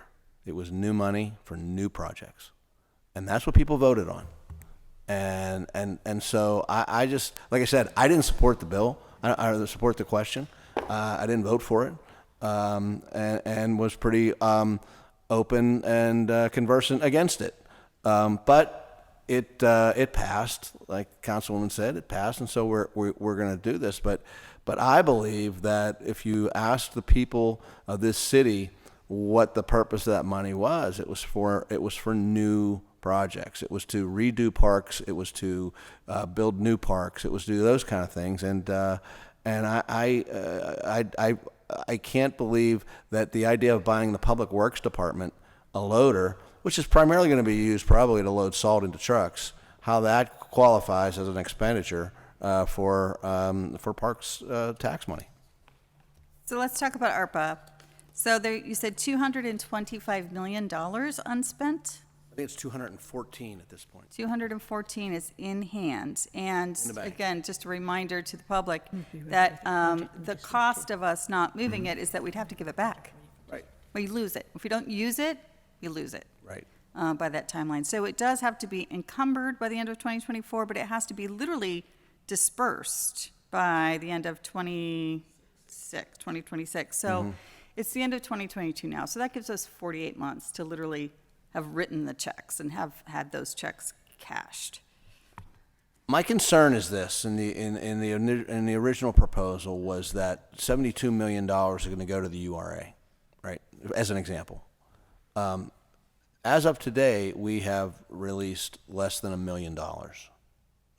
Just today, actually sitting here, I signed a contract with the URA for the affordable housing piece, which is around $20 million. Now, they won't access that money for I'm not sure when, and when they do access, they're only going to access about $5 million of it, and then go through their whatever their process is, and then come back for the next allotment. So it takes time, and yeah, I'm not overly worried about it, but I want you to know about it. We got to make sure that this money gets spent. So I said it on the record when we discussed the $75 million that we allocated in July. I think we approved the allocation before recess. I said, now tell us how you're going to actually move this money, because it's just our responsibility that it get moved. And that it get moved to meet needs, right, which is what it's dedicated for. The American Relief funds are for, the American Rescue Plan Act funds are for primarily COVID relief, right? Both for our internal city budget, but also to meet the needs of the people out there who are still suffering. I'm sorry, it's the end of 2022 and we wish that it was really gone, but people are still hurting. And we still have, a lack of jobs, a lack of revenue, health concerns, hunger needs, as President Smith said, and there are the needs in the community that these funds are there for. But which medium or mechanism we use to get those funds into people's hands or to get the programs filled, if it's not, the URA is not going to be able to meet the timeline on the whole $75 million, well, there are other ways we can do this. We can do it internally. There are other programs we can use. And so it's not just that $75 million, but the other 130 that is also there. There's frankly a lot of capital projects here that, again, we know we need staffing and internal capacity in order to complete a capital project. So these like 10, 15 rec centers, wouldn't it be great if that work was already done? But it isn't. Right. So. And the truth is, as you know, I mean, this is a very flexible situation. I mean, with council and the mayor, they can amend the plan at any time. If they get to a point where they feel that one of your, for lack of a better phrase, providers isn't able to spend the money, you can definitely redirect those dollars to someone who can. Thank you. Exactly. So we're having an internal debate about whether or not to do, the mayor proposed a $3 million food justice fund that I support, moving money into food systems, which would be everything from not just agriculture, but also food processing, food production, food distribution, food retailing. We know we still have needs in the restaurant sector, which is predominantly where the URA has been really, really active over the last 8 years that I asked them to report on, and they did a very excellent report. Just to remind the public, it's in the legislative record. I think they submitted it in March, so you can find it on Legistar, that if we do more of those kinds of investments, we actually not just prevent hunger today, but prevent hunger tomorrow, at least somewhat, right? We can do better than we're doing to creating resilience in our food supply, which we realized at the beginning of COVID is actually kind of vulnerable, right? If that big processing plant in the middle of the country shuts down, nobody has meat available here, right? And so if we have local supply, local processing, it's local jobs, it's local wealth building, and it's also the kind of duplication that you want in critical systems so that you have something to fall back on. So I'm supportive of that, but it does, in the proposal, move it $3 million from the land bank budget. And as you just pointed out, there was a $10 million allocation that was part of the URA, 75, specifically for the land bank, but there hasn't been any movement of those funds yet, and so they haven't even started the spending. So that's 48 months if we moved it today, that the land bank would, and I know that you've done your separate audits of the land bank, so I think, I said, and I've said this on the record, and I've said it in private to council members, hey, let's move the $7 million and let them get started. And if they spend the whole $7 million, then we'll talk about funding the remaining $3 million. But if you have any comment there. No, I have no, I don't disagree with any of that. So I think we'll continue this conversation about how council responsibly moves the ARPA funds to meet the community needs and just making sure that they get moved, right? And so the only thing I would caution you on that is you don't want to move monies, you don't want to move large chunks of monies to organizations who are then just going to have that money sit, right? If it's going to sit, I'd rather it sit here, right. So that we can control and move it when necessary, right? So, I wouldn't say, okay, it's going to be better for us just to dump $72 million to the URA. Nope. I would not do that. Okay, yeah. I think we understand each other exactly. So tell us again about the website that we should be watching. So as part of the Fiscal Focus website, we did create a sort of a real-time version of the ARPA funds, so you can go in there and see what's come in, what's gone out, where it's gone. The biggest portion of ARPA funds that have been spent so far are the money that came right to the city. Right, so replacement of revenues, lost revenues, monies that went into personnel to stave layoffs, those kind of things. So you can follow that, and you can see where that money went, and then you can see where the plan has it going, but then you can see what's actually gone. We have entered into contract with the PWSA for their $17 million, although even that money has yet to be moved. But we did finalize a contract with them, and they're using it for lead line replacement. Right, that's good. And we'll make sure we keep an eye on that because we want those lead lines all replaced. And my understanding is that they're going to come back to us with it's almost their model is more like a reimbursement model where they're going to do the work and then come back to us and say we've done this work and here's what it will cost, which is a fair way to do it. Fair way to do it. Okay, thank you. I think that's all I have, Mr. Chair. I appreciate it. Thank you. Given that I have a 4:30, I'll be very brief. I think you're both actually right. The reality is there's how the parts Conservancy sort of marketed the tax. And I believe the controller is absolutely right. That's how they marketed, and that's what people assumed they were voting on. Because if you recall, they even had a list, right? Like, admittedly, I wasn't supportive, but a number of parks in my district were high on the list. And so when you saw where the most votes came out, they really came out. The Hill District was very high. My district of Reverend Burgess came out the most in favor of it, right? But then the reality hit was, oh, wow, this thing actually passed. Now council has to appropriate these dollars. And then the conversation began to turn to what do we view as most appropriate and how should we spend it, and wanting to keep those dollars in-house, not send them out to the Conservancy, so that we could bolster the Public Works Department, who needs to maintain the parks, who needs to work on the whole list Councilman Gross just displayed. So both were right in my recollection. There was how they marketed and what people thought they voted on, and then there was the reality of once it gets to government, we actually choose what happens with those dollars. And I also agree with that. We shouldn't just be writing them checks either. Any concerns with the fund balance? Not this year. I think when you look at where we've performed up through the third quarter numbers, and I only seen the preliminary third quarter numbers so far, but we're on track. I mean, we're on track to generate another surplus this year, which makes sense given the fact that we haven't had a police class and It's a other 5-year things. budget. Yeah. What's that? It's a 5-year budget. Now what? Well, that's the challenge, right? I mean, there are a lot of questions that need to be answered over the next 5 years. But for this year, fund balance looks healthy. In the outer years? Yeah, I think there's going to be concerns. I think the biggest concern is this issue around our biggest tax. This concern around property tax could be really devastating to the city and particularly to the school district. And so, depending on how that shakes out, and I mean, it's a very odd situation because you've got the people who are involved in the lawsuit, and they're seeking a remedy. The question is, does their remedy, how far does it apply? Does it apply to everybody? Does it apply to all the people who bought homes in a certain amount of time and who had the ability to appeal? Does it apply to only the people who did appeal? So it depending on the impact of it, if they decide, hey, we're gonna lower the ratio to 61 or however they're gonna figure that out, it's a complicated process.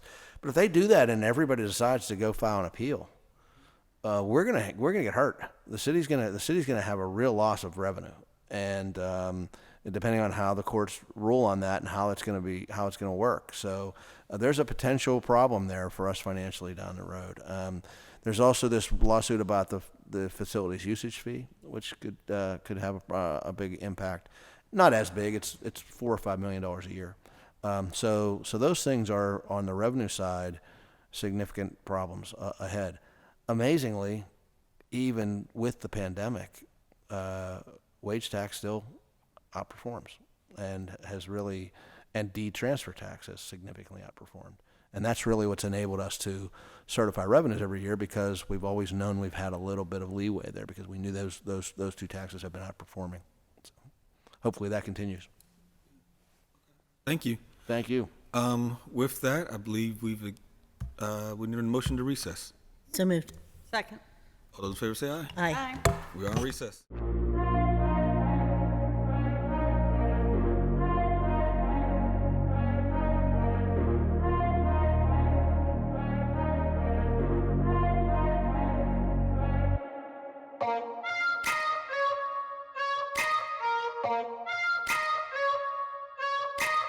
Bye.